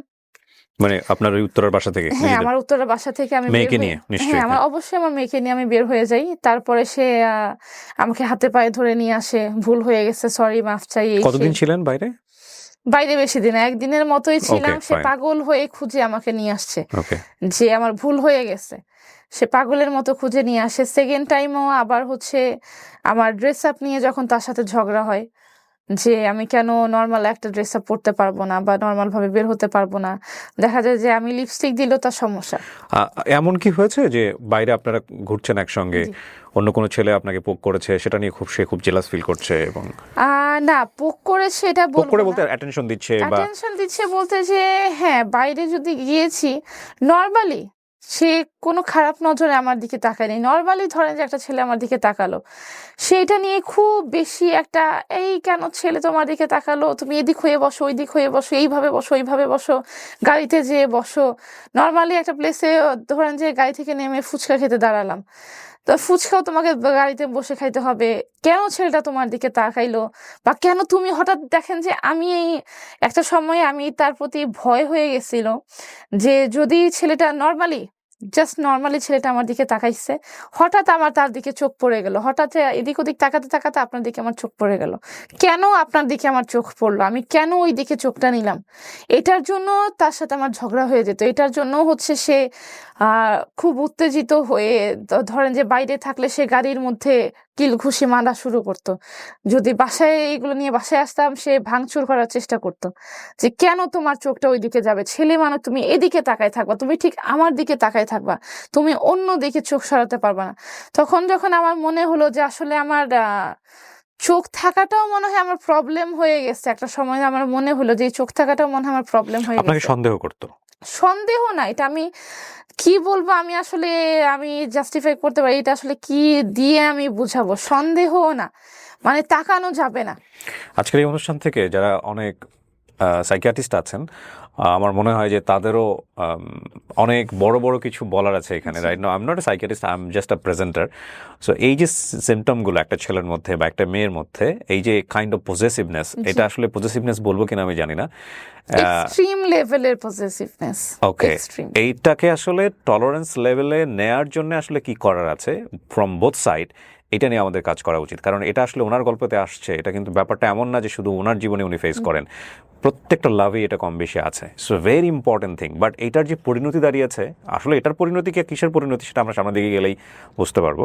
তো ঠিক আছে, জি আপনি যেটা বলছিলেন যে খুব এক্সট্রিম লেভেলের পজেসিভনেস ছিল। হ্যাঁ, এক্সট্রিম লেভেলের পজেসিভনেস, যখন আমার মনে হচ্ছিল যে একটা সময় আমার মনে হলো যে আমার চোখ দুইটা থাকাও মনে হয় আমার জন্য কষ্টের, যে এই চোখ নিয়ে আমি হঠাৎ করে তাকাই ফেললাম, বা আমার চোখটা আমাকে স্টিল রেখে দিতে হবে। আমার যখন মনে হচ্ছিল যে আমি হয়তোবা ভুল করে ফেলছি, এই জীবন তো আমি চাইনি, এইরকম একটা জীবন, ভয়ঙ্কর রকমের একটা পজেসিভনেসের যে কন্ট্রোলের মধ্যে একটা জীবন, এইরকম ভয়াবহ জীবন তো আমি চাইনি। আস্তে আস্তে যখন আমার মনে হলো, by that time I was pregnant. তো ও আচ্ছা, বিয়ের কয় মাস পরে এটা? 1 থেকে 2 মাস পরেই। So it was A plan baby, right? আমি আমার পক্ষ থেকে প্ল্যান ছিল, আমি এটা বলবো না, বাট সে আমাকে জোর করেছে বেবিটা নেওয়ার জন্য। তখন পর্যন্ত আপনার কি মনে হয়েছে যে উনি ওনার ফার্স্ট ওয়াইফের না, সাথে আসলে দূরত্ব আছে, বা ওনার ফার্স্ট ওয়াইফ বিষয়গুলো জানে না, বা উনি ওনার ফার্স্ট ওয়াইফকে বেশি সময় দিচ্ছে? আমাদের বিয়ের কিছুদিন পরেই সে আমাকে বলছে যে তার ওয়াইফ জেনে গেছে, যেহেতু আমার বাসায় থাকতেছে, এটা সেটা রেগুলার আসতেছে, এটা সেটা পাঠাচ্ছে, তার লোকের আসা যাওয়া। তো সে বিয়ে কিছুদিন পরেই বলছিল যে তার ফার্স্ট ওয়াইফ জেনে গেছে, এবং বেবির যে ঘটনাটা, সে আমাকে কাইন্ড অফ জোর করে যে যেহেতু তুমি আমাকে বিয়ে করছো, আমাদের একটা বেবি থাকতেই হবে। এটা কি আপনার কখনো মনে হয়েছে যে এটা ওনার এক ধরনের ফিয়ারনেস থেকে, যে লাইক আপনি ওনার কাছ থেকে চলে যাবেন সে কারণে আটকানোর সেই চেষ্টা? কারণে আমাকে আটকানোর চেষ্টাটাই সে করেছিল। আপনার মনে এটা হয়েছে কিনা কখনো? না, এটা আমি ইনিশিয়ালি বুঝতে পারিনি। আচ্ছা, আমার কাছে একদম এটা বিয়ের পরে যখন সে আমাকে একদম কান ভরতে থাকে যে না, আমাদের একটা বেবি দরকার, একটা বেবি হলে আমাদের সম্পর্কটা সুন্দর হয়ে যাবে। তো আমার কাছে তখন একদমই আর কি, নতুন নতুন বিয়ে করেছি তো, মানে আমার কাছে মনে হচ্ছে সে ভালোবেসে এগুলা বলতেছে এগুলা। বাট আমি যখন বুঝতে পারছিলাম যে সে আমাকে আটকানোর জন্য, যে একটা বেবি থাকলে হয়তো বা সে যাই করুক না কেন আমি সেটাই মেনে নিব, বাচ্চার মুখের দিকে তাকায়, যখন আমার কথাটা এই কথাটা আমার মনে হয়েছে, সেই পর্যন্ত অনেক বেশি দেরি হয়ে গেছে। দেরি হয়েছে বলতে? দেরি হয়ে গেছে বলতে যে তখন তো অলরেডি যা হওয়ার হয়ে গেছে, বেবিটাও হয়ে গেছে, আর আমার সাথে যা করার সেটা শুরু করে দিছে। তখন আমার মনে হচ্ছে যে এই জন্যই হয়তো বা সে আমাকে আটকানোর জন্য, যে আমি 2টা বেবি নিয়ে কোথায় যাব, এই একটা কাইন্ড অফ ভিউ থেকেই হচ্ছে সে আমার সাথে এই কাজটা করছে। যখন মনে হয়েছে তখন মনে হয়েছে যে না, এই কাজটা আসলে আমার ঠিক হয় নাই, তার কি লাভে খুব কোনো বেশি ঘাটতি আমি ছিল? তাড়াতাড়ি করে ফেলছি। মানে এটা তো এক ধরনের, আপনি যেটা বলছেন যে খুব এক্সট্রিম পজেসিভনেস, জি। কিন্তু প্রেমে কি কোনো ঘাটতি ছিল? ভালোবাসায় কি কোনো ঘাটতি ছিল? ভালোবাসা অনেক বেশি দেখিয়েছে, মুখে তুলে খাইয়েছে। আহ এখন এই সে চেহারাই সে কেটে দিচ্ছে, এটাই আসলে, এগুলা বলতে গেলে আমার খুবই কষ্ট হবে। লাভিং জিনিসগুলো সে অনেক দেখাইছে, যে এই সে এত ভালোবাসি, খুব বেশি কেয়ারিং একটা সাইড যখন মানুষ দেখায়, সে সেটা দেখাইছে, এবং এই কেয়ারিং সাইডটার জন্যই তার প্রতি আমি ফল করেছিলাম। ওকে, এটা বিয়ের পরে ছিল? বিয়ের পরে কিছুদিন ছিল, ছিল না আমি বলবো না, কিছুদিন ছিল, বাট আস্তে আস্তে এই জিনিসগুলা সরায় আস্তে আস্তে সে হচ্ছে আমাকে চাপ দেওয়ার চেষ্টা করতেছিল। মানে আপনিও রিভল্ট করা শুরু করলেন, উনিও আমি এক্সট্রিম তো হওয়া শুরু। অবশ্যই, সে যখন আমাকে এই কথাগুলা বলতো আমি তো অবশ্যই তার সাথে কথাগুলোর রিপ্লাই দিতাম। এবং একটা সময় যেটা হলো যে সে যখন বাসায় ভাঙচুর শুরু করলো, একটা সময় আর কি ভাঙচুর তার, বলতে কি কি ভাঙতো? সে বাসায় গ্লাস বাটি ভাঙতো, হুম। সেইটা ফ্রিজ ধরে টান দেওয়ার এটা চেষ্টা আপনি করতো। করতেন কখনো? না, আমি কখনোই করি উনি ভাঙতো? ভায়োলেন্স আমি কখনোই পছন্দ করি না। ওকে। সে দেখা গেছে যে সে, আপনার দিক থেকে এক্সট্রিম ভায়োলেন্স কি ছিল? লাইক ও শাউট করতো? হ্যাঁ সে শাউট করতো। আপনি করতেন? আমি করিনি, তার ওকে। সাথে আমি শাউট আসলেই করিনি। কারণ কি আমার আমি যে বাসাটা একটা ভাড়া বাসায় উঠেছি, এই বাসাটায় আমি নতুন নতুন আসছি। রাইট। এই বাসাটায় এসেই যদি আমি এখন চিল্লাচিল্লি শুরু করি, সে তো অলরেডি চিল্লাচ্ছে, আমার মধ্যে ছিল যে বাড়িওয়ালা যদি শুনে ফেলে আমার মান সম্মানটা কোথায় যাবে। তাকে আমি অলরেডি, আমার বাড়িওয়ালাকে আমি অলরেডি বলে বাসাটা ভাড়া নিয়েছিলাম যে 2-4টা রুট পরেই হচ্ছে আমার কাছাকাছি নিজের বাসা, বাসা, হ্যাঁ, আমার হ্যাঁ। নিজের বাসা, মায়ের বাসা, আমার পার্সোনাল ফ্ল্যাট। তো তারা যখন জানবে যে এইরকম একটা সব ফ্যামিলিকে আমি ভাড়া দিলাম, যে তারা এসেই মারপিট ঝগড়াঝাটি শুরু করলো, সে অলওয়েজ যখন ঝগড়া শুরু করতো এটা সেটা টান দিতে যেত, ফ্রিজ ধরে টান দিয়ে ফেলতে যাচ্ছে, সোফা ধরে টান দিয়ে ওহো। ফেলতে যাচ্ছে, এটা করতে, মানে তাকে আমার ধরতে হতো যে প্লিজ প্লিজ আপনি থামেন। তখন তাকে আমার থামাতে হতো। একটা সময় দেখা যেত যে আমি যদি ফার্স্টে বলতাম যে না আমি এটা করবো না বা এটা আমার পছন্দ হচ্ছে না, সে যখন এগুলো শাউট করতো আর দেখা যেত যে আমি জাস্ট টোটালি সাইলেন্ট হয়ে যেতাম শুধুমাত্র এই ভয়ের কারণে। আপনার বাচ্চাটা তখন আপনাদের সঙ্গে? আমার বাচ্চাটা তখন আমার ও সঙ্গে। ও ট্রমার মধ্যে চলে যাওয়ার কথা এগুলো? অবশ্যই সে ট্রমার মধ্যে চলে গেছে। আমার লাইফের একটা ভুল ডিসিশন আমার বাচ্চাকে ট্রমার মধ্যে ফেলে দিছে, আমি নিজে ফেলছি। এটার জন্য আমি মা হিসেবে সো আমি যখন লজ্জিত। আপনাদের মধ্যে এই চিল্লাচিল্লিগুলো হতো বা মারামারিগুলো হতো তখন ও কোথায় থাকতো? ও তখন আলাদা রুম ছিল, আলাদা রুমে থাকতো এবং সে কান্নাকাটি করতো ভয়ে। আপনারা কি এগুলো কখনো মিনিমাইজ করার চেষ্টা করতেন? লাইক দুজনে গিয়ে যে বাবা আমাদের মধ্যে এটা হচ্ছে, তুমি কিছু মনে করো না, বা এরকম কোনো কিছু করতেন, নাকি জাস্ট ও ঝগড়াঝাটি করে চলে যেত, আপনি আপনার রুমে যেতেন, পরবর্তীতে আপনার বাচ্চা জিজ্ঞেস করতো? মানে ওর প্রেজেন্সটা কি থাকতো আসলে? আমার বাবুর প্রেজেন্সটা আমার বাচ্চাটা এত ভয় পাইতো। আমার বাচ্চাটা সে যখন দেখতো যে মানে আমি আহ, মানে কিছু কিছু সময় মানুষ বলে না যে আমার বাচ্চাটাকে আমি অনেক তাড়াতাড়ি বড় করে ফেলছি, আমার সেই 7 বছরের বাচ্চাটাকে সে যখন বুঝতো যে আমরা ঝগড়াঝাটি করতেছি, সে নিজেই সামনে আসতো না। যখন দেখা যেত যে রনি বাসা থেকে বের হয়ে গেছে, আমি নিজে ওর কাছে গেছি, তখন সে আমার কাছে আসতো। ওর এটা ছিল যে আম্মু কি হইছে, মামা কি হইছে, কেন ঝগড়াঝাটি হইলো মামা, বাবা কি চলে গেছে, বাবা বলে ডাকতো, আমি শিখাইছিলাম যে বাবা বলে ডাকবা। তখন বলতো যে বাবা কি চলে গেছে, কেন রাগ হইলো, মামা তুমি কান্নাকাটি করতেছো কেন, এই সেই মামা ওর আমার কি ওর ভয় বাবার লাগছে। সঙ্গে যোগাযোগ ছিল? হ্যাঁ, এটাও আরেকটা সমস্যা। তার বিয়ের আগে তো সে আমাকে জেনেই বিয়ে করছে যে আমার একটা বেবি আছে, বেবিকে মেনে বিয়ে করছে। বিয়ের পরে সে এটা আমাকে বিয়ের আগে বলে নাই যে তার বাবার সাথে তাকে কোনো যোগাযোগ করতে দেওয়া যাবে না। বিয়ের পরে সে আমাকে কিছুদিন পরে বলে যে ওকে ওর বাবার সাথে যোগাযোগ করতে দেওয়া যাবে না। পরে যখন এই বিষয়টা নিয়ে আমি না করলাম যে তার সাথে তো আমার কোনো সম্পর্ক নেই, তাকে তো আমি ছেড়েই আসছি, আমি তো আপনাকে বিয়ে করেই ফেলছি, এমন না যে আমি এখন সিঙ্গেল আছি, আমি তো আপনার অলরেডি ওয়াইফ। একটা মা বাবা হিসেবে অবশ্যই আমাদের কথা হতে পারে, এবং এটা শুধুমাত্র অ্যাজ এ মাদার ফাদার একটা বাচ্চার জন্য।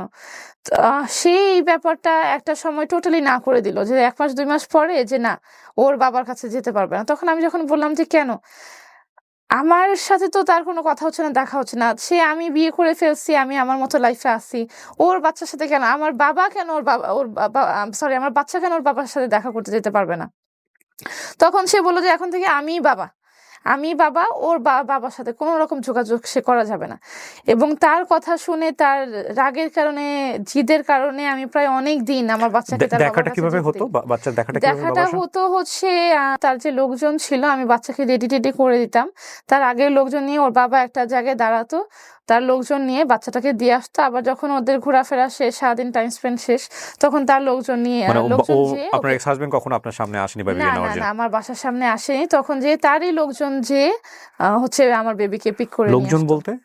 তার সাথে যারা কর্মচারী ছিল, লাইক তার বাট হচ্ছে এটা কর্মচারীর কাছে 7 বছরের একটা মেয়ে বাচ্চা এর হয়ে ছাড়া, এটা তো ঠিক মানে হয়নি। ঠিক হয়নি, বাট আমার কাছে কোনো উপায় ছিল না। সে বলছে যে তার কাছেই দিতে হবে। সে সে আমার ভরসার মানুষ, তারা সবসময় আমার সাথে থাকে, কখনোই কিছু হবে না, তুমি নির্ভরসায় ওকে দিতে ওনার কি পারো। আরেকটা সংসার আছে ওই কার? সময়টাতে, মানে আপনার এক্স হাজবেন্ডের? হ্যাঁ, তার তো সংসার আছেই, আচ্ছা, সে তো ডিভোর্স দিয়ে আমাকে সো বিয়ে আমরা বাচ্চার করেনি। ভরণ পোষণ দিত উনি? হ্যাঁ, বাচ্চার ভরণ পোষণ তখন পর্যন্ত উনি বাচ্চার ভরণ পোষণ দিয়ে যাচ্ছে? তখন পর্যন্ত সে ভরণ পোষণ বলতে লাগে স্কুলের খরচ টরচ এগুলো সমস্ত হ্যাঁ, কিছু হ্যাঁ, সে হ্যাঁ, বিয়ার করে চলেছে। এক্ষেত্রে আপনার প্রেজেন্ট হাজবেন্ড যিনি ছিলেন তার বক্তব্য কি ছিল, যে না আমি খরচ টরচ সমস্ত কিছু দেবো, কন্ট্যাক্ট অফ করে দাও? ও আচ্ছা, আপনি আমার এক্স হাজবেন্ডের কথা জিজ্ঞেস রাইট, করছেন? আমি জানতে সরি, চাচ্ছি। আমি বুঝতে আপনি পারি। বলেন, আবার কোনো সমস্যা নাই। আমার এক্স হাজবেন্ড বিয়ের পর কিছুদিন হচ্ছে মেবি দিছে, কিছুদিন, এটা হুম। খুব রেগুলার না। বাট ওই যে সে যখন আমার হাজবেন্ড রনি, সে যখন বলে দেয় যে না, ওর বাবার সাথে দেখা করতে যেতে পারবে না, তখন হচ্ছে খরচ নেওয়া সে বন্ধ করে দেয়, যে ওর সব খরচ আমি দিব। কারণ সে যখন বলবে যে আমি সব খরচ দিচ্ছি, আমি সব দিচ্ছি, তাহলে কেন ওর বাবার সাথে দেখা করতে যেতে দিবা? তো এই কাজটাই সে করে। সে বলে যে ওর যা লাগে সব আমি দিব, বাট ওর বাবার কাছেও যেতে পারবে না। এই একটা কারণে হতে হতে যে আচ্ছা ঠিক আছে, আমিও মেনে নেই। তো কিছুদিন আসলেই তার কথা শুনে আমার মেয়ে তার বাবার কাছে যেতে পারে নাই, ও, এবং এটা আমার মেয়ে ভীষণভাবে মিস করতো, যে বাবাকে মিস করতেছি, মাম্মা আমি একটু বাবার কাছে যেতে চাই। ওর বাবার এটা কি ছিল তখন? উনি ওর বাবা অবশ্যই ফোন টোন দিত, ওর বাবা মানে আপনারা রেগুলার। রেসপন্স করতেন না? আমি আমি নিজের সংসার বাঁচানোর জন্য আমি ওর বাবার ফোন টোন ধরতাম না। একটা সময় বলে দিলাম যে না মারি, আমার তোমার সাথে দেখা করতে আসবে না। আপনাদের কোনো কাস্টাডি হয়েছে আপনার আগের বাচ্চা নিয়ে? না, কোনো কাস্টাডি বা কিছু আইনগতভাবে কিছু হয়নি। আপনাদের মধ্যে মিউচুয়াল ডিসিশন কি ছিল? মিউচুয়াল ডিসিশন এটাই ছিল যে আমার মেয়ে আমার কাছে থাকবে, এবং সেটা মেনে নেয় যে ছোট একটা বেবি নিয়ে আমি কি করব। ওকে। সো কেই বা পালবে আমার বেবিটা, সে তো একা থাকে, তার মা থাকে। তো আপনার বেবির জন্য হলেও আপনার আগের হাজবেন্ডের সাথে আপনার কনভারসেশন হ্যাঁ, করতে হতো কন্ট্যাক্টটা ছিল, হ্যাঁ, এবং কথাবার্তা বলতে হতো, কথাবার্তা এবং বলতে যেটা হতো। আপনার বর্তমান হাজবেন্ড পছন্দ করতো না? পছন্দ করতো না। একটা সময় সে তার সাথে দেখাশোনা সবই অফ করে দেয়, এবং আমিও দেখা যায় যে তার কথা শুনে বাচ্চাটার সাথে তার বাবার সাথে দেখা করা বন্ধ করে দিই। জি। তারপর তো আস্তে আস্তে আমার যখন মনে হলো যে একদিন, যেমন আরেকটা কথা, যে আমার বাচ্চাটার যে কি পরিমাণ ট্রমা ফেস করছে। একদিন রাতে এরকম ভাঙচুর হচ্ছে, রাতের বেলা ভাঙচুর হচ্ছে আমার বেবি তার রুমে। তো ভাঙচুরের একটা পর্যায়ে আমি শুনতে পেলাম যে আমার মেয়ে কাঁদতেছে। তা আমি যখনই জাস্ট আমার মেয়ের রুমে যাওয়ার চেষ্টা করলাম, সে আমাকে বলতেছে যে ওর রুমে যাওয়া যাবে না। আমি বললাম যে কেন ওর রুমে যাবো না? ও কান্নাকাটি করতেছে, আমি একটু পরে আসতেছি, আপনি একটু দাঁড়ান, আপনি একটু বসেন, আপনি একটু শান্ত হন, আমি আসতেছি। সে বলল যে না, আজকে যদি ওই রুমে যাও আরো বড় কিছু হয়ে যাবে। একটা তখন মানে তার যে রাগ, তার যে চোখ দেখে মনে হলো যে হয়তোবা সে আমার বাচ্চাটাকে সামনে কিছু করতে পারে, বা আমার গায়েও যদি হাত তোলা স্টার্ট করে দেয়, সেই ভয়ে সেই রাতে আমি আমার বাচ্চাটার কাছে সে আমাকে যেতে দেয় নাই। এবং তখন তো আমি প্রেগনেন্ট ছিলাম, আমার বাচ্চাটা কান্নাকাটি করেই ঘুমাইছে, এবং আমি প্রেগনেন্ট অবস্থায় সে সারা রাত আমাকে বসায় রাখছে ডাইনিং টেবিলে। সারা রাত বসায়, কিছুক্ষণ চুপ থাকে, কিছুক্ষণ ঝগড়া করে, কিছুক্ষণ সে টানাটানি করতে যায়, এটা টান দেয় সেটা টান দেয়, গ্লাস ভেঙে ফেলতে যায়, এটা করে সেটা করে। সারা রাত এইরকম সে একটা মানসিক যে স্ট্রেস আমার বাচ্চাকেও দিচ্ছে, সে আমাকেও দিচ্ছে। তো আস্তে আস্তে আমার যখন একটা সময় মনে হলো যে তার এইসব ব্যাপার দেখে যে আমি আসলে ভুল করে ফেলছি, এই চিন্তাটা আমার যখন মনে হলো যে এরকম লাইফ তো আমি চাইনি। হুম। এরকম একটা মানে আমার বাচ্চাটাকে নিয়ে আমি স্বাধীন না, আমি পার্সোনালি স্বাধীন না, হুম। বা তার কাছে যে ঝগড়াঝাটি শুরু হয়ে গেল, হুম। যখন আমার মনে হলো যে না এরকম লাইফ আমি চাইনি, তখন আমার মনে হলো যে না, আমি তার কাছে সেফ না, হুম। আমার বাচ্চাও তার কাছে সেফ না। তার মধ্যে আরেকটা কথা উঠে আসে, যে এই কথাটাও আমি মিস করে ফেলতেছি, জি। যে একটা সময়ে যে তার যে আরাবিয়ান বোরকা কালেকশন আছে, অ্যারাবিয়ান বোরকা কালেকশনটা তার তো কোনো ইনকাম সোর্স নেই, তার ফ্যামিলিগতভাবে সে ব্যবসা করার জন্য ১ টাকাও পায়নি। তো এখন আপনি আমাকে প্রশ্ন করতে পারেন যে তাহলে তার যে কি বলে, এই বিজনেসের উৎপত্তিটা কোথায়, বিজনেসের যে ফান্ড কোথা থেকে আসলো? তার এই অ্যারাবিয়ান বোরকা কালেকশনের যে হুম। ফান্ড, এটা দিয়েছে তার বড় ওয়াইফ। এবং সে প্রাউডলি আমাকে একটা সময় বলে যে আমার বড় ওয়াইফ তার মা-বাবার সম্পত্তি বিক্রি করে, জায়গা জমি বিক্রি করে আমাকে টাকা দিচ্ছে, ২-৩ কোটি টাকা দিচ্ছে, এগুলা দিয়ে আমি শুরু করছি। এবং তার যে ২য় ওয়াইফ আছে, এটা আমি বিয়ের পরে জানতে পারি যে তার ২য় ওয়াইফ আছে। ওকে, সো আপনি 3 নাম্বার ছিলেন। হ্যাঁ, আমি ৩ নাম্বার ছিলাম। এটা আমি বিয়ের পরে জানতে পারি যে তার দক্ষিণ খান যে তারা পার্মানেন্ট স্থানীয়, দক্ষিণ খানে তার আরেকটা ওয়াইফ থাকে। এগুলা নিয়েও তার সাথে আমার একটা ঝগড়া মতবিরোধের সৃষ্টি হয় যে, "আপনি আমার কাছে এত বড় কথা লুকালেন, আমি আপনার সাথে থাকবো না।" তো একটা সময়ে যখন আমি তাকে বললাম যে আমি তার সাথে থাকবো না, তখন সে আমাকে বলল, এই যে এই পার্টটা থেকেই আমার মনে হলো যে আমি আসলে তার কাছে জিম্মি হয়ে গেছি। বিয়ের দিন সে বিয়ের দিন তো কোনো মেয়ে কোনো কিছু পড়ে সাইন করে না। জাস্ট এনে বলে যে কাবিননামাটা সাইন করো। বিয়ের দিন আ আমি কাবিননামাটা সাইন করি। কাবিননামার পাশে সে একটা স্ট্যাম্পে আমার সাইন নিয়েছিল। বলেছিল যে এটা বিয়ের স্ট্যাম্প। পরবর্তীতে আমি যখন তাকে বলি যে, "দেখেন আমি আপনার সাথে থাকবো না। আমি আপনাকে ডিভোর্স দিয়ে দিতে চাই বা আপনি আমাকে ডিভোর্স দিয়ে দেন।" তার ওয়াইফের ঘটনা জানার পরে। তখন হচ্ছে সে আমাকে বলে যে, "তুই আমাকে কখনো ডিভোর্স দিতে পারবি না।" আমি বললাম যে, "কেন?" "অবশ্যই ডিভোর্স দেওয়ার রাইট আমার আছে। আমি যদি না আপনি আমাকে ডিভোর্স না দিলে আমি আপনাকে ডিভোর্স দিয়ে দিব।" এই ঝগড়া করে আমি এই কথাটা বলি। তখন বলে যে, "বিয়ের দিন যে স্ট্যাম্পের সাইন নিয়েছি, ওই স্ট্যাম্পের মধ্যে লেখা আছে যে আমি তাকে কখনো আমি পার্সোনালি আমি একতরফাভাবে কখনো তাকে ডিভোর্স দিতে পারবো না। আমি যদি তাকে ডিভোর্স দেই তাহলে হচ্ছে সে আমার নামে লিগ্যালি অ্যাকশনে যেতে পারবে। সে আমার কাছে টাকা চাইতে পারবে। সে নানা রকমভাবে আমার লিগ্যালি অ্যাকশন আমার নামে নিতে পারবে।" সে যখন এই কথাটা বলে তখন আসলেই আমি চিন্তা করি যে আসলেই তো আমি স্ট্যাম্প পেপারটা দেখিনি। পেপারে কি লেখা ছিল? আমি যখন আমার ফোনে দেখলাম যে কি আছে স্ট্যাম্পের মধ্যে, আমি স্ট্যাম্পের মেইন কাগজটা খুঁজে পাই না। তখন তো সে যা বলবে আমাকে তাই বিশ্বাস করতে হবে। এবং আমার কাছে কাইন্ড অফ মনে হয় যে আমি ফেঁসে গেছি। একটা সময় তার কাছে আমার মনে হয় যে আমি তার কাছে এসে ফেঁসে গেলাম। হুম। এবং আমি তার হাতে জিম্মি হয়ে গেলাম। এবং এই ঘটনাটা তো আছেই। যে আমি তাকে যে আমি ডিভোর্স দিয়ে দিব এই ব্যাপারটা আমার মধ্যে থেকে সরে গেল। জি। যে আমি যদি তাকে ডিভোর্স দিয়ে দিই আমাকে জেলে যেতে হবে। এইরকম একটা ভয়ে সে আসলেই আমাকে ফেলে দিল। হুম। তারপরে যে ঘটনাটা যে তার অ্যারাবিয়ান বোরকা কালেকশন সে যখন আমাকে বলে যে আমার বড় বউ আমাকে টাকা দিচ্ছে, আমার ছোট বউ আমাকে টাকা দিচ্ছে, আমার ছোট বউয়ের মা পুলিশ অফিসার ছিল, তার পেনশনের টাকা প্রায় 18-20 লাখ টাকা আমি নিচ্ছি, আমি ব্যবসায় খরচ করছি, তাহলে তুমিও আমাকে কিছু টাকা দাও। পরে আমি যখন বললাম যে দেখেন আপনি জানেন যে আমার পক্ষে টাকা দেওয়া পসিবল না, সে আমার কাছে বেশ কিছু টাকা দাবি করে, 20 লাখ 30 লাখ। একটা সময় সে এটাও বলে যে পারলে তোমার মামা চাচার কাছ থেকে ধার এনে দাও, পরে হয়তো আমি দিয়ে দিব। এটা কিন্তু কখনোই আমরা জানি যে একটা ধার নিলে এটা কখনো কেউ দিতে চাবে না। এবং এটা আমি বুঝতে পারি যে এটা তার জাস্ট একটা কথা। আমি বলি যে আমি কখনোই আমার মামা চাচার কাছ থেকে আপনাকে ধার এনে দিতে পারবো না। তখন সে বলে যে তোমার ফ্ল্যাট বিক্রি করো বা তাদের মতো আমার বড় বউ যেমন সো আপনার একটা ফ্ল্যাট ছিল। হ্যাঁ, আমার বাবার দেওয়া একটা ফ্ল্যাট আছে। তো সে পরে যখন বলে যে আমার বড় বউ যেমন হচ্ছে কি বলে তাদের জায়গা বন্ধক রেখে টাকা এনে দিচ্ছে। তুমিও সেরকম কিছু সিমিলার এটা কি কিছু বেবি করো। হওয়ার পরে না ওই সময়টাতে? অলমোস্ট তখন আমার বেবি হওয়ার প্রায় সময় কাছাকাছি। ওকে। তখন হচ্ছে সে আমার উপরে এসব কথা বলে। তখন আমি বলি দেখেন আমার পক্ষে কখনোই পসিবল না। আর এই ফ্ল্যাট বন্ধক রেখে এগুলা তো পসিবলই না। এগুলা থেকেও যখন সে আমার কাছে টাকা দাবি করলো, তখন আমার মনে হলো যে এই লোকের সাথে আমার ফিউচার আসলে অন্ধকার। হুম। সে যখন এই পর্যায়ে এসে পড়ছে, এই লোকের সাথে আমার আসলে টেকা যাবে না। বাট বাই দ্যাট টাইম আমার বাবু হওয়ার সময় হয়ে গিয়েছিল। তো এই সময় আমি কোথায় যাব? তো জাস্ট চলার মতো চলতেছিল। পরে যখন বেবিটা হয়ে গেল, তারপরে যখন এক্সট্রিম লেভেল চলে গেল, আমার বাবু হওয়ার পরে আমার মা আমার বাসায় আসে। দেখা যায় যে সে আমার মায়ের সামনে মায়ের সামনে আমার সাথে খারাপ ব্যবহার করতেছে। নানা রকম বিহেভিয়ার তার। তখন আর কি আমার মনে হলো যে না, এর সাথে এখন আর সংসার করা যাবে না। এটাই আমার টাইম। যেহেতু বাবুটা হয়ে গেছে আমার মনে হলো যে না, এখন আসলে তাকে আমার ছেড়ে দেওয়া উচিত। তার সাথে সংসার আমি আর করতে পারবো না। যখন আমি তাকে এই ডিসিশনটা জানালাম, তো দীর্ঘদিনের একটা ঝগড়া। এই বছরের প্রায় শুরু থেকে তার সাথে আমার ঝগড়া। জানুয়ারি থেকে তার সাথে ঝগড়া। 2024 এর জানুয়ারি। 2024 আমার আপনার বাবু বেবি হলো কত? বেবি কোন মাসে? হয়েছে হচ্ছে 2023 অক্টোবরের মাসে। অক্টোবর মাসে। অক্টোবরের 10 আপনি তারিখে। ফাইনালি তাকে ডিভোর্স দিবেন বা আপনার সংসারটা করবেন এটা জানিয়েছেন কবে? মানে এটা এটা জানিয়েছি বাবু হওয়ার পরে। বাবু হওয়ার পরে। বাবু তার হওয়ার আগে তো আপনাদের ঝগড়াঝাটির মধ্যে কথাগুলো আসতোই। ঝগড়াঝাটি হচ্ছিল। হ্যাঁ। তো যেহেতু আমার বাবু হওয়ার সময় হয়ে গেছিল, তো ওই সময় আসলে এক্সট্রিম লেভেলে কোনো ডিসিশন নেওয়ার মতো আমার শারীরিক মানসিক কোনো পর্যায়ই ছিল না। তো আমি জাস্ট চুপ করেছিলাম যে আমি আরেকটু দেখি।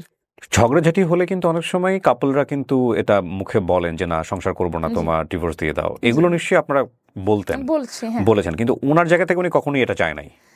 না, ওনার জায়গা থেকে ছিল যে মানে আমি যদি ডিভোর্স দিব এটা তার খুবই এগোতে লাগবে, ডিভোর্স দিলে সে আমাকে দিবে, এই কথা সে আমাকে বলেছে। আচ্ছা বাট সে কখনো আপনাকে বলে নাই যে আমি তোমাকে ডিভোর্স দিব? হ্যাঁ বলছে, ঝগড়ার সময় বলছে যে ঠিক আছে আমি তোমাকে ডিভোর্স দিয়ে দিব, আচ্ছা, এই কথা তো বলছে। ফাইনালি আপনি আপনার জায়গা থেকে ডিসিশন দিলেন যে আপনি ডিভোর্স নিতে চান। হ্যাঁ ডিভোর্স নিতে চাই আমি। তারপরে উনি কি বললো? তারপরে হচ্ছে কিছুদিন সে বলে ঠিক আছে থাকবো না তোমার সাথে, আমি ডিভোর্স দিয়ে দিব। আবার সে আমার সাথে মিল করার চেষ্টা করে, আবার দেখা গেল যে মানে যতবার ঝগড়া হতো উনিই মিল করতো? উনি মিল করতো, কাইন্ড অফ উনি আচ্ছা। মিল করতো, আমিও মিল হয়ে যেতাম এরকমই। তো এই বছরের জানুয়ারি থেকে যখন ব্যাপারগুলো এক্সট্রিম লেভেলে চলে গেল, যখন আমিও একটু এক্সট্রিম হয়ে গেলাম যে না আমার পক্ষে আসলেই আর সম্ভব না। এক্সট্রিম বলতে দুজনের এক্সট্রিম? এক্সট্রিম বলতে আমি আসলে আস্তে আস্তে যে একটা ডিসিশন নেওয়া, যে আমি আসলে ডিসিশনটা নিয়ে নিই যে তখন পর্যন্ত কি আপনাদের কনজুগাল লাইফ ছিল, নাকি ওনাকে আপনাকে বাসায় আসতে না করে দিয়েছেন? এটা প্রায় বাসায় আসতে না করে দিয়েছি হ্যাঁ জানুয়ারির পর থেকে।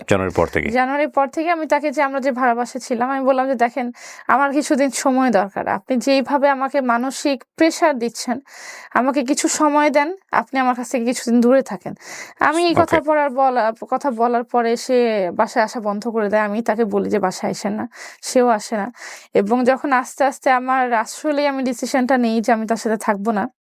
এটা কোন মাসে গিয়ে? জানুয়ারির পরেই আমি তাকে বলি যে দেখেন আমি আসলে এই ভাড়া বাসায় আর থাকতে চাচ্ছি না, আমি আমার বাসায় ব্যাক করতে চাচ্ছি। তো এই ডিসিশনটা নিতে আমার 2-4 মাস সময় লাগছে, 2-4 মাস বলতে কিছুদিন সময় লাগছে। আর যেহেতু আমার 2টা বেবি, হুটহাট করে তো 2টা বাচ্চা নিয়ে কোথাও চলে যাওয়া যায় না, নিজের জিনিসপত্র নিয়ে, বাচ্চাদের জিনিসপত্র বাচ্চা নিয়ে তো হুটহাট করে কোথাও দৌড় দেওয়া যায় না।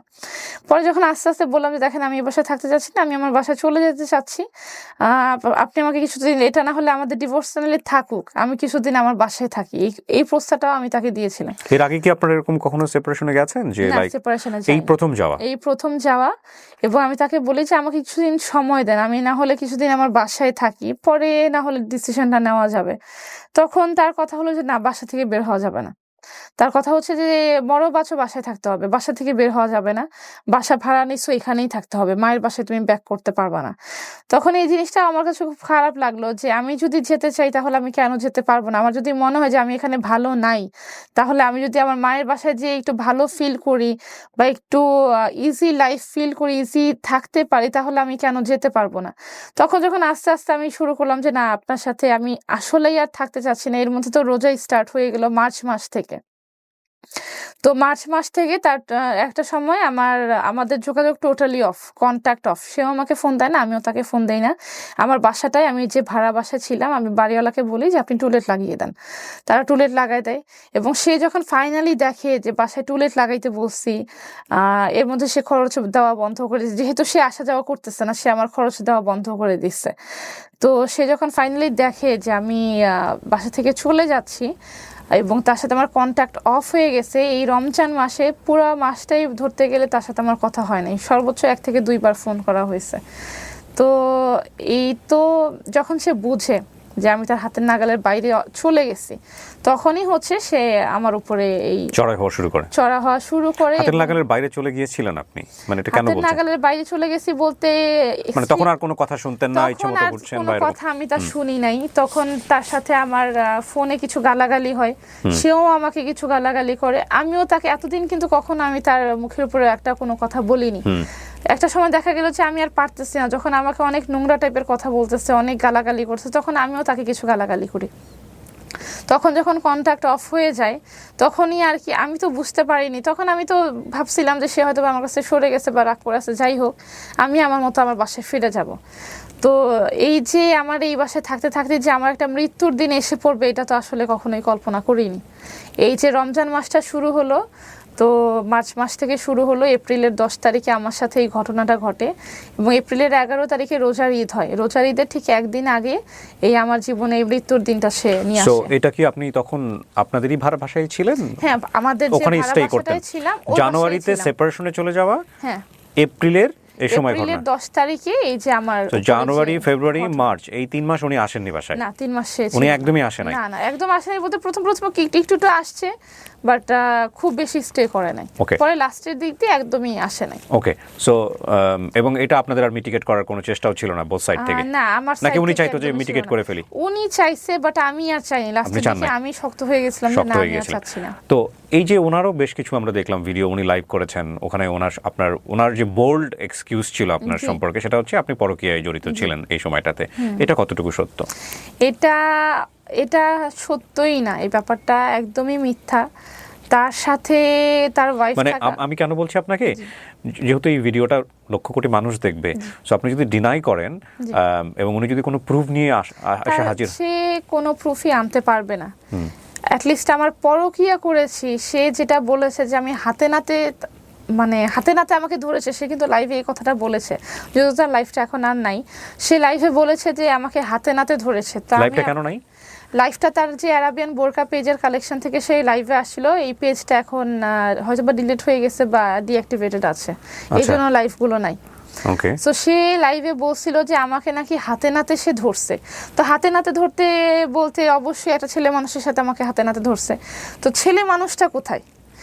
সে যদি আমাকে হাতে নাতে ধরে থাকে একটা ছেলে মানুষের সাথে, ঠিক আছে, আমি তো আসি, আমাকে তো সে পরেও ধরতে পারবে। সে তার নজরটা তো যাবে যে আগে ছেলেটার দিকে, চাই ছেলেটার নাম কি, আপনি কোথায় থাকেন, আপনি কেন ওর সাথে আসছেন। ছেলেটাকে তো সে ধরার চেষ্টা করবে, কারণ আমি তার কোথাও পালায় যাচ্ছি না, আমাকে তো সে চেনে, আমি তো তার বউ, আমি তো আছি। সে যে বললো যে হাতে নাতে আমাকে ধরছে, তার কাছে কোনো হাতে নাতে কোনো দিনই কোনো ছেলে মানুষের সে আমার সাথে আমাকে ধরে নাই। টোটালি মিথ্যা একটা কথা। এই যে সে আমাকে খুন করার চেষ্টা করছে। ওই দিন কি ঘটেছে একবার একটু বলেন তো আমাকে বিস্তারিত, একদম শুরু থেকে। আচ্ছা, তো বিস্তারিত বলতে গেলে এপ্রিলের 10 তারিখে, রোজার মাসে চাঁদ রাতের দিন, টোটালি তো তার সাথে সম্পর্ক প্রায় ছিলই না বলতে গেলে। তো হঠাৎ করে হচ্ছে দুপুর 1টার দিকে, এপ্রিলের 10 তারিখে দুপুর 1টার দিকে তারা বাসায় ঢুকে। আমার হাজব্যান্ড রনি, তার সাথে যে দুইজন কর্মচারী সবসময় থাকতো, তার রাইট হ্যান্ড লেফট হ্যান্ডের মতো, ইউনুস এবং আলামিন এবং অজ্ঞাত একজন লোক নিয়ে সে বাসায় ঢুকে। এবং সেই সময়টায় আমি জোহরের নামাজ পড়তেছিলাম, ঠিক 1টার একটু পরের ঘটনা, 1টা থেকে 1:30টার মাঝের ঘটনা। আমি নামাজরত অবস্থায় ছিলাম। তো বাসায় আমার মা ছিল, আমার বোন ছিল, আমার বেবি 2টা ছিল, আমার কাজের বুয়া ছিল, কাজের বুয়া কাজ করতেছিল। তো এমন সময় আমি যেহেতু নামাজরত অবস্থায় ছিলাম, আমি তাকে খেয়াল করিনি, আমি আমার রুমে ছিলাম। সে ঢুকেই হচ্ছে আগে আমাদের সবার ফোন নিয়ে নেয়, যাতে আমরা কারোর সাথে কোনো কন্ট্যাক্ট না করতে পারি। সঙ্গে সঙ্গে সে আমার ঢুকে আমার ফোনটা নিয়ে নেয়। এবং হচ্ছে তারপরে আমার ফোন নিয়ে, আমার তো রুমে ছিল, সে একবার রুমে ঢুকছে, আমি দেখছি যে সে আসছে, আমি তো নামাজ পড়তেছিলাম। তার সাথে যে এতগুলা মানুষ আসছে সেটা কিন্তু আমি দেখি নাই, তারা তো বাইরে দাঁড়ায় আছে। তার সাথে 3 জন আমার মাকে, আমার বোনকে এবং হচ্ছে কাজের বুয়াকে আটকায়, এবং সে ডাইরেক্ট আমার রুমে ঢুকে যায়। রুমে ঢুকেই সে আমার ফোনটা নেয়। ফোনটা নেওয়ার পরে হচ্ছে যে আমি নামাজরত অবস্থায় সে আমাকে টেনে তুলেই চড়থাপ্পড় শুরু করে। এমন না যে মানুষ কিন্তু এসে আগে একটু ঝগড়া করে, কথা বলে বা একটা কথা বলার সুযোগ দেয়, সেই দিন তার সাথে একটা শব্দ আমার হয় নাই। সে আমাকে ঢুকে কোনো কথা বলার, কোনো চিৎকার করার সুযোগ দেয় নাই। হয়তো বা আমি যদি একটাবার চিৎকার করতাম বা একটাবার বুঝতাম যে সে কোনো অ্যাটেম্পট নিয়ে আসছে, আমি যদি একটাবার আমার মাকে যদি ডাক দিতাম, হয়তো বা আজকের এই ভয়ঙ্কর ঘটনাটা আমার সাথে অল্প কিছু হতো, বেশি কিছু এইরকম অবস্থায় নাও যেতে পারতাম, আমি যদি ডাক দিতে পারতাম। কি হলো? সে ঢুকেই আমাকে মার দেওয়া শুরু করে। সে হাতের মধ্যে একটা চেন পেঁচায় আসছিল, রডের মতো কিছু, একটা ভারী রিক্সার বা সাইকেলের চেনের মতো পেঁচায় আসছে। সে বাইরে থেকে নিয়ে আসছে? সে পেঁচায় আসছে, বাইরে থেকে ওভাবেই ঢুকছে। এবং আমি যে নামাজরত অবস্থায় ছিলাম, ঢুকেই সে আমাকে টান দিয়ে উঠাই আমার হিজাবটা খুলে, নামাজের হিজাব খোলার পরে হচ্ছে সে আমাকে চড়থাপ্পড় শুরু করে, হাত দিয়ে যে ঘুষিয়ে দেয়, আমার মাথার এখানে কেটে যায় এবং ডক্টরের মতে হচ্ছে আমার মাথার হাড্ডি বের হয়ে গেছিল, মাথার যে কাটাটা, ওই চেন দিয়ে সে ঘুষি মারে। তারপরে হচ্ছে সে আমার গলা চাপ দিয়ে ধরে, এবং আমি যে চিৎকার করবো এই 1টা সেকেন্ড সময়ও সে আমাকে দেয় নাই। আমার মা, বোন, কাজের বুয়া কেউই বুঝতে পারছে না যে ঘরের মধ্যে আমাকে কিন্তু মারা হচ্ছে। তো সে গলা চাপ দিয়ে ধরে আগে হচ্ছে সে সাথে করে ছুরি নিয়ে আসে। সে ছুরি দিয়ে প্রথমে হচ্ছে আমার মুখটা এখান থেকে এই পর্যন্ত কাটে, এবং এটা আমার ছুরি সে সাথে নিয়ে আসছে, বাসা থেকে নেয় নাই, সে ছুরি সাথে নিয়ে আসছে। এবং হচ্ছে আমার মুখটা কাটার পরে হচ্ছে আমার এই গাল ওপেন হয়ে গেছিল, এবং সাথে সাথে আমি হচ্ছে অজ্ঞান হয়ে যাই। অজ্ঞান হওয়ার এর আগে পরে কিন্তু আপনাদের মধ্যে মারামারি হলে এই ধরনের এই রকমের এক্সট্রিম মানে লেভেলের আপনারা দুজনেই মারামারি করতেন?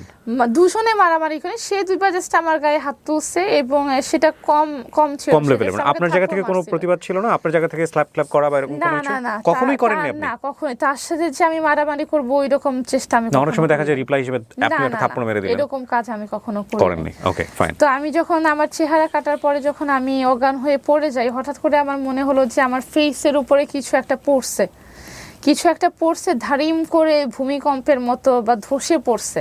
তো তখন তো আমি বুঝি না, ওনার টার্গেট কি ফেসটাই ছিল? তার টার্গেটটাই আমার ফেস ছিল এবং তার টার্গেট আমাকে খুন করার ছিল। আমি আজকে বেঁচে আছি এটা আল্লাহর রহমত, আমার হায়াত আছে দেখে আমি বেঁচে আছি। তার টার্গেট ছিল আমাকে খুন করার, যে একবারেই ওকে আজকে শেষ করে দেব। আমি যে আসলেই এত বড় একটা মার খেয়ে যে আমি বেঁচে থাকবো এটা সে আসলে চিন্তা করতে পারে নাই। তো টার্গেটটা ফেসে ছিল, সে মনে হলো যে ধারিম করে কিছু দিয়ে একটা বাড়ি দিছে। তো সেটা যেটা ছিল আমার ড্রেসিং টেবিলের একটা বসার টুল ছিল, খুব বেশি হেভি মিরর লাগানো একটা টুল ছিল। ওই টুল দিয়ে যখন সে আমার মুখে বাড়ি দেয়, আমার এই নাক ভেঙে ভিতরে ঢুকে গেছিল। আমার চোয়ালের এক পাশে চোয়াল উপর থেকে খুলে ভেঙে গেছিল এবং এক পাশের চোয়ালের হাড্ডিগুলো গুঁড়া গুঁড়া হয়ে গেছিল। তো মানে টোটাল ফেসটা আমার বলতে গেলে ফেস ছিল না, যে রক্তমাখা ছবিগুলো আপনারা আমার দেখছেন। তো একটা সময় আমার মা যখন, তারা তো তিনজন আমার মা বোনকে গার্ড দিতেছে, তা আমার হঠাৎ করে আমার মার যখন মনে হলো যে কিছু একটা সমস্যা আছে, তোমরা তিনজনে এইভাবে ঘরে ঢুকে দরজা লাগাই দিলা, কারণটা কি? তখন দেখতেছে তারা কিছু বলতেছে না, তারা চুপচাপ আছে। তখন আমার মা আমার কাজের বুয়াকে বললো যে তুমি বের হও। আমার কাজের বুয়াকে বললো যে তুমি বের হও, বের হয়ে দরজাটা খোলার চেষ্টা করো, বাইরে যাওয়ার চেষ্টা করো, বাড়িওয়ালা টাড়িওয়ালা কিছু একটা ডাক দাও, কিছু একটা সমস্যা আছে। যখন তারা দেখতেছে, তারা বলছে চুপ করেন, এরকম একটা কিছু মোবাইল টোবাইল নিয়ে নিচ্ছে। তখন এই অবস্থায় হচ্ছে আমার মায়ের এই চিল্লাচিল্লির কারণে বুয়া যখন বের হতে যায়, তখন হচ্ছে আমার যে তিনজন গুন্ডা, ওই গুন্ডারা বের হয়ে যায় এবং গুন্ডারা অনেকে ডাক দেয় যে ভাই চলেন।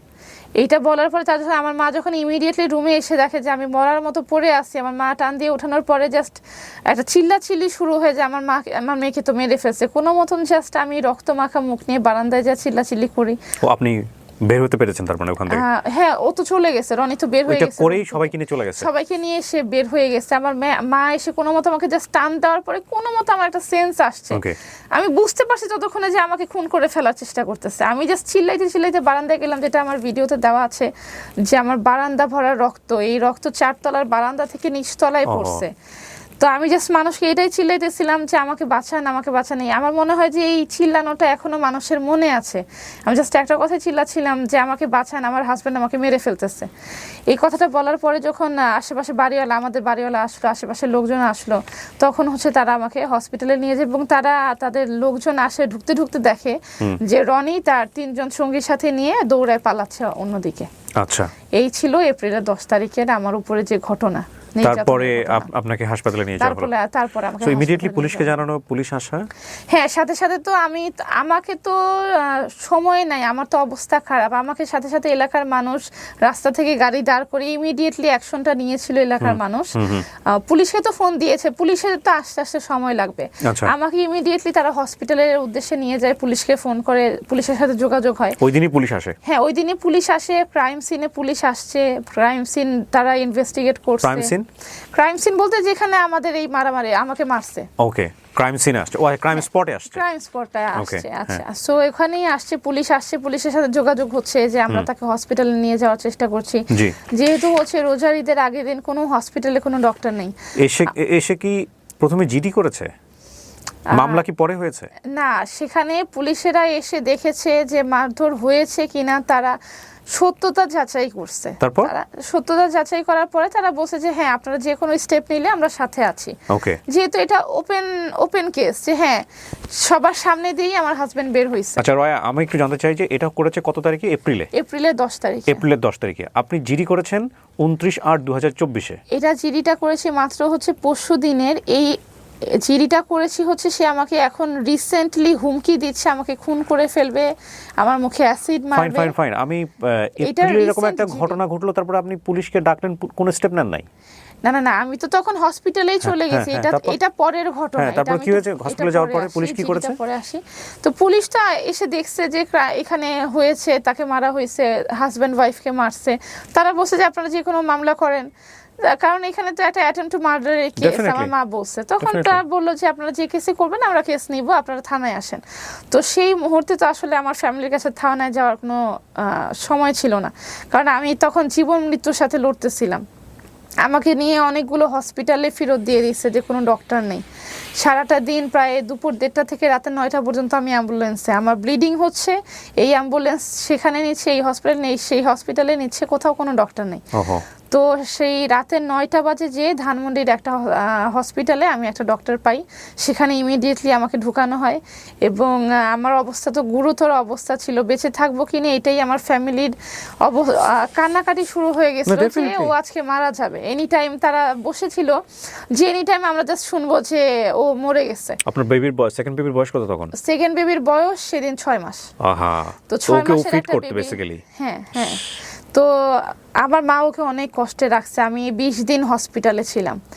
এপ্রিলের 10 তারিখ থেকে এপ্রিলের 30 তারিখ পর্যন্ত আমি হসপিটালে ছিলাম। এবং এই যে হসপিটালের সময় আমার মা ছিল, আমার বোন ছিল, এই যে আমার 2টা বাচ্চা নিয়ে হসপিটালে, আমরা কিন্তু নর্মালি হসপিটালে ডক্টর দেখাতে গেলেও বেবির সাথে নিতে চাই না, যে হসপিটালে বেবিদের জন্য ভালো না বা কিছু একটা সিকিউর না, যেরকম একটা সমস্যা। তো আমার বাচ্চা 2টা আমার সাথে হসপিটালে 20 দিন ছিল। এবং 20 দিন হসপিটাল থেকে আসার পরে আমার নিচের পায়ে দাঁড়াতেও প্রায় আমার 1 মাস সময় লাগবে। আমার এতটুকু অবস্থা খারাপ ছিল যে আমার প্রায় 1 মাসের মতো জাস্ট আমার নিচের পায়ে যে আমি একটু দাঁড়াতে পারি এই জি। সময়টা আমার লাগছিল। জি। এবং তারপরে হচ্ছে আমি তার নামে মামলা করি উত্তরা পশ্চিম থানাতে। আমি, এটা তো এপ্রিলের ঘটনা। জি। এপ্রিলের ঘটনা, আপনি মামলা করলেন কোন মাসে? মামলা করেছি হচ্ছে আমি মে মাসের মনে হয় 22 তারিখের দিকে মামলা করেছি। আপনার মামলা হলো, এটা মামলা? হ্যাঁ, এটা হচ্ছে মামলার কাগজ, এটা হচ্ছে মে মাসের 22 তারিখে করা। এটা এজাহার, রাইট? জি। হুম।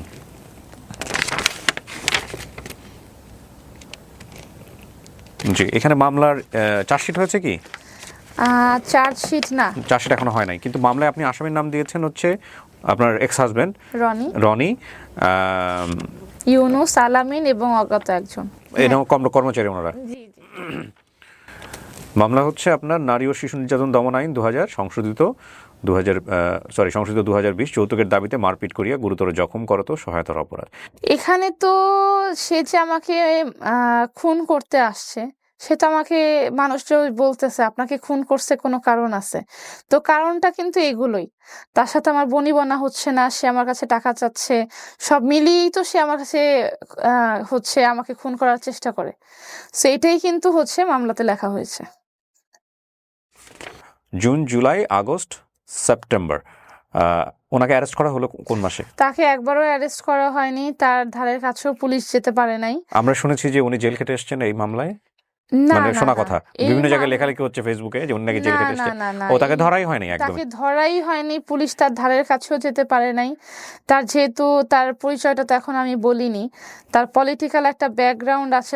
কি ব্যাকগ্রাউন্ড বলেন তো? পলিটিক্যাল আমরা শুনি, আমাদের একটু শুনতে হবে পলিটিক্যাল ব্যাকগ্রাউন্ড। পলিটিক্যাল ব্যাকগ্রাউন্ড হচ্ছে তারা হচ্ছে দক্ষিণখানের স্থানীয়। হ্যাঁ। তার বাবা হচ্ছে বিএনপির নেতা, আচ্ছা। বিএনপির নেতা ইসমাইল হোসেন। ওকে। তার বাবাকে দক্ষিণখানে চিনে সবাই ভূমিদস্যু নামে, যে আচ্ছা। মানুষের জায়গা জমি দখল করে, মানুষের টাকা পয়সা দখল করে, টাকা পয়সা নেয়।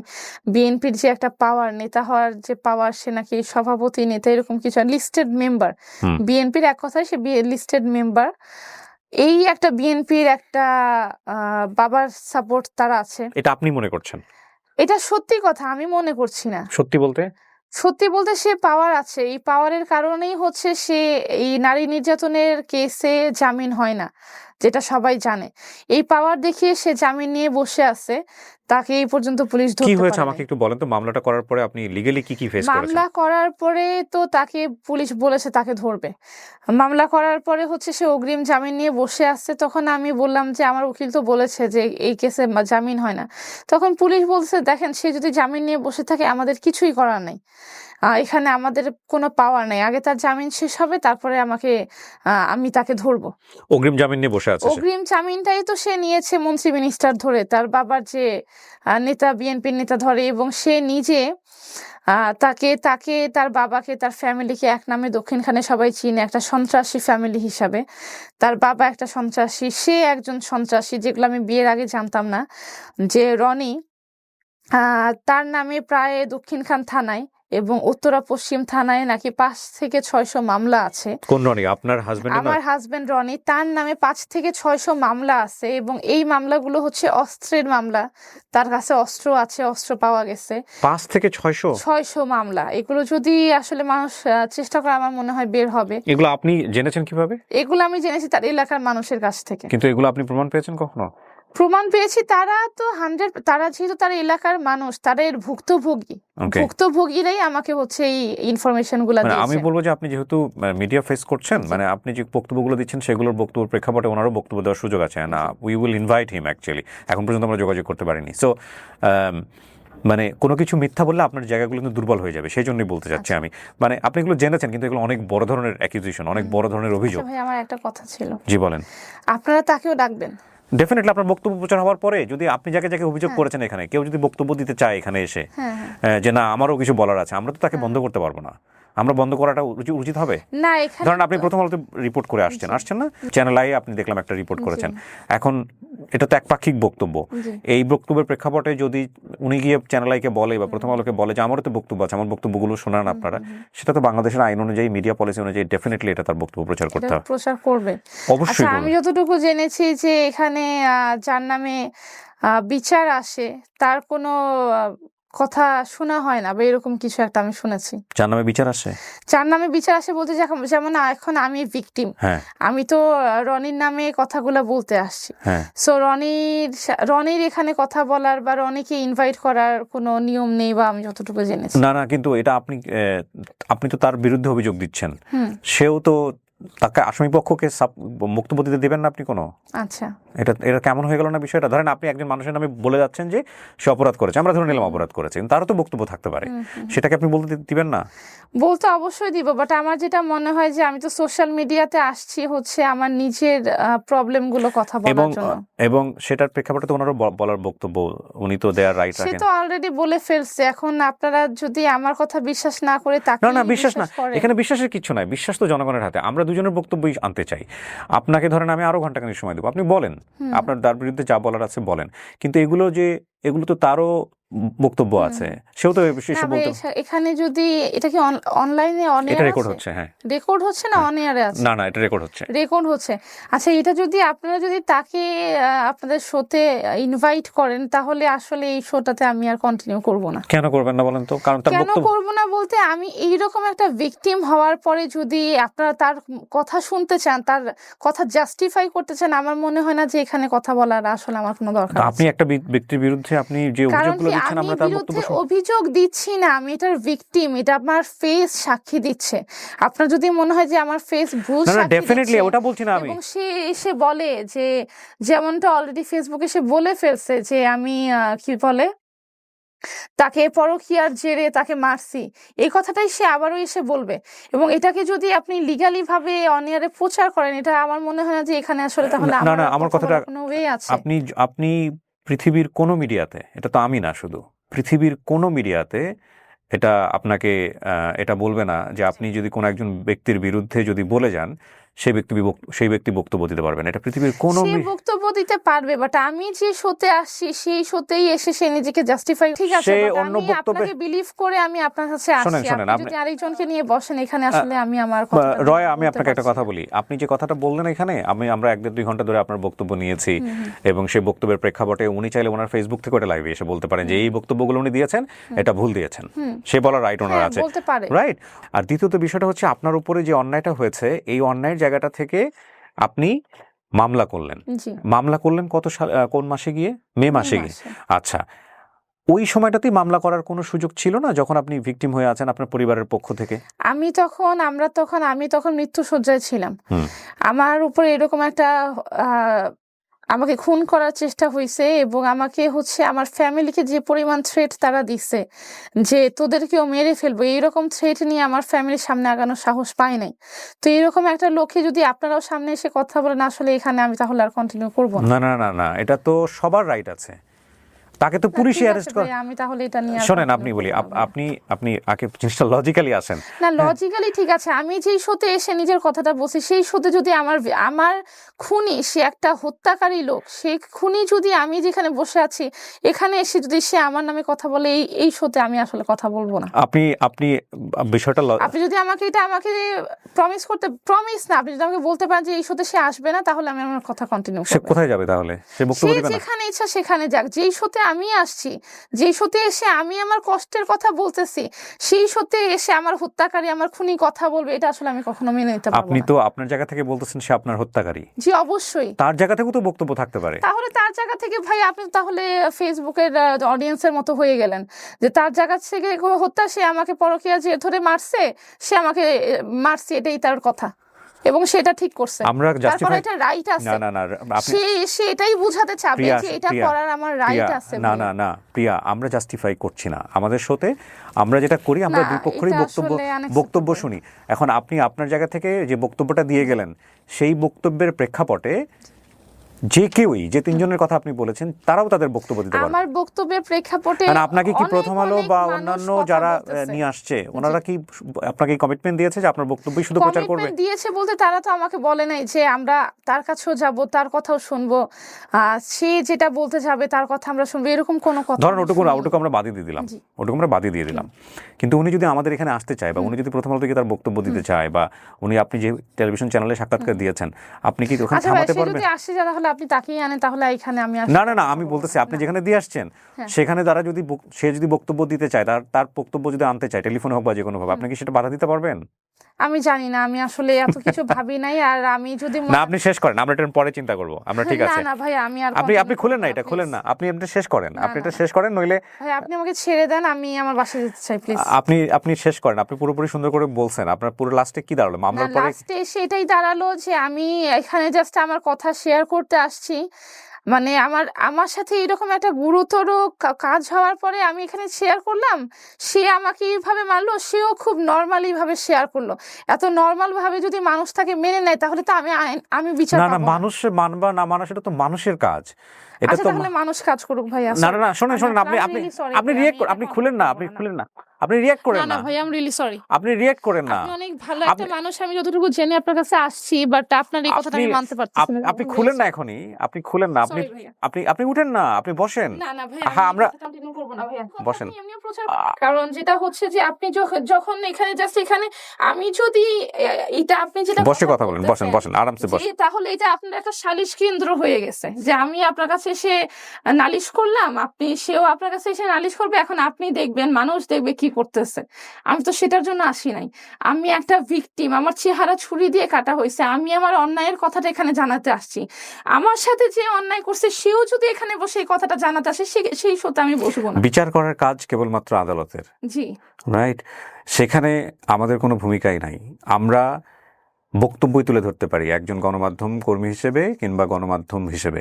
জি, হ্যাঁ, বক্তব্য আপনি তুলে আপনি ধরতে আপনার পারেন। জায়গা আমি থেকে অবশ্যই এটা আপনার কাছ থেকে এক্সপেক্ট করে আসছি যে আমি ভিকটিম, আমার উপরে নির্যাতন হয়েছে, আমি এটা ভেবেই আপনার কাছে আসছি যে আপনি আমার বক্তব্যটা তুলে ধরবেন। আমি আপনার বক্তব্য অন্যায় অবশ্যই আমার তুলে সাথে ধরবো। হয়েছে, কিন্তু এখানে যদি আপনি অফিসিয়ালি ভাবে, সে ফেসবুকে এসে লাইভে এসে যা ইচ্ছা তাই বলতে পারে, বাট আপনি যদি একটা অফিসিয়াল, আপনাকে লাখ লাখ মানুষ, কোটি মানুষ চিনে, আপনি যদি অফিসিয়ালি একটা হত্যাকারীর অফিসিয়ালি একটা বক্তব্য নেন, এটা আমি কখনোই মানতে পারবো না। আচ্ছা, তাহলে আমি আপনাকে একটা প্রশ্ন করি। আপনি যে বক্তব্যগুলো দিলেন এখানে, জি।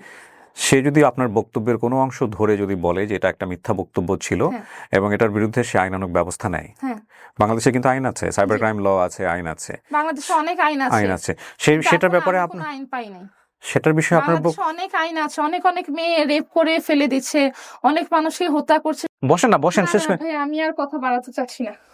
আপনি বসেন, আপনি উত্তেজিত হবেন না। We have already been recorded this show, এটা ডেফিনেটলি প্রচার হবে। আমি যদি আগেই জানতাম যে আপনি এরকম কিছু একটা কথা বলবেন, আমি এক মিনিট খুলে দিবে, একটু বসেন, একটু বসেন, খুলে দিবে, খুলে দিবে। ঠিক আছে। আমি রিয়েলি সরি ভাইয়া, আপনার টাইম ওয়েস্ট করলাম। I am sorry for that. ঠিক আছে।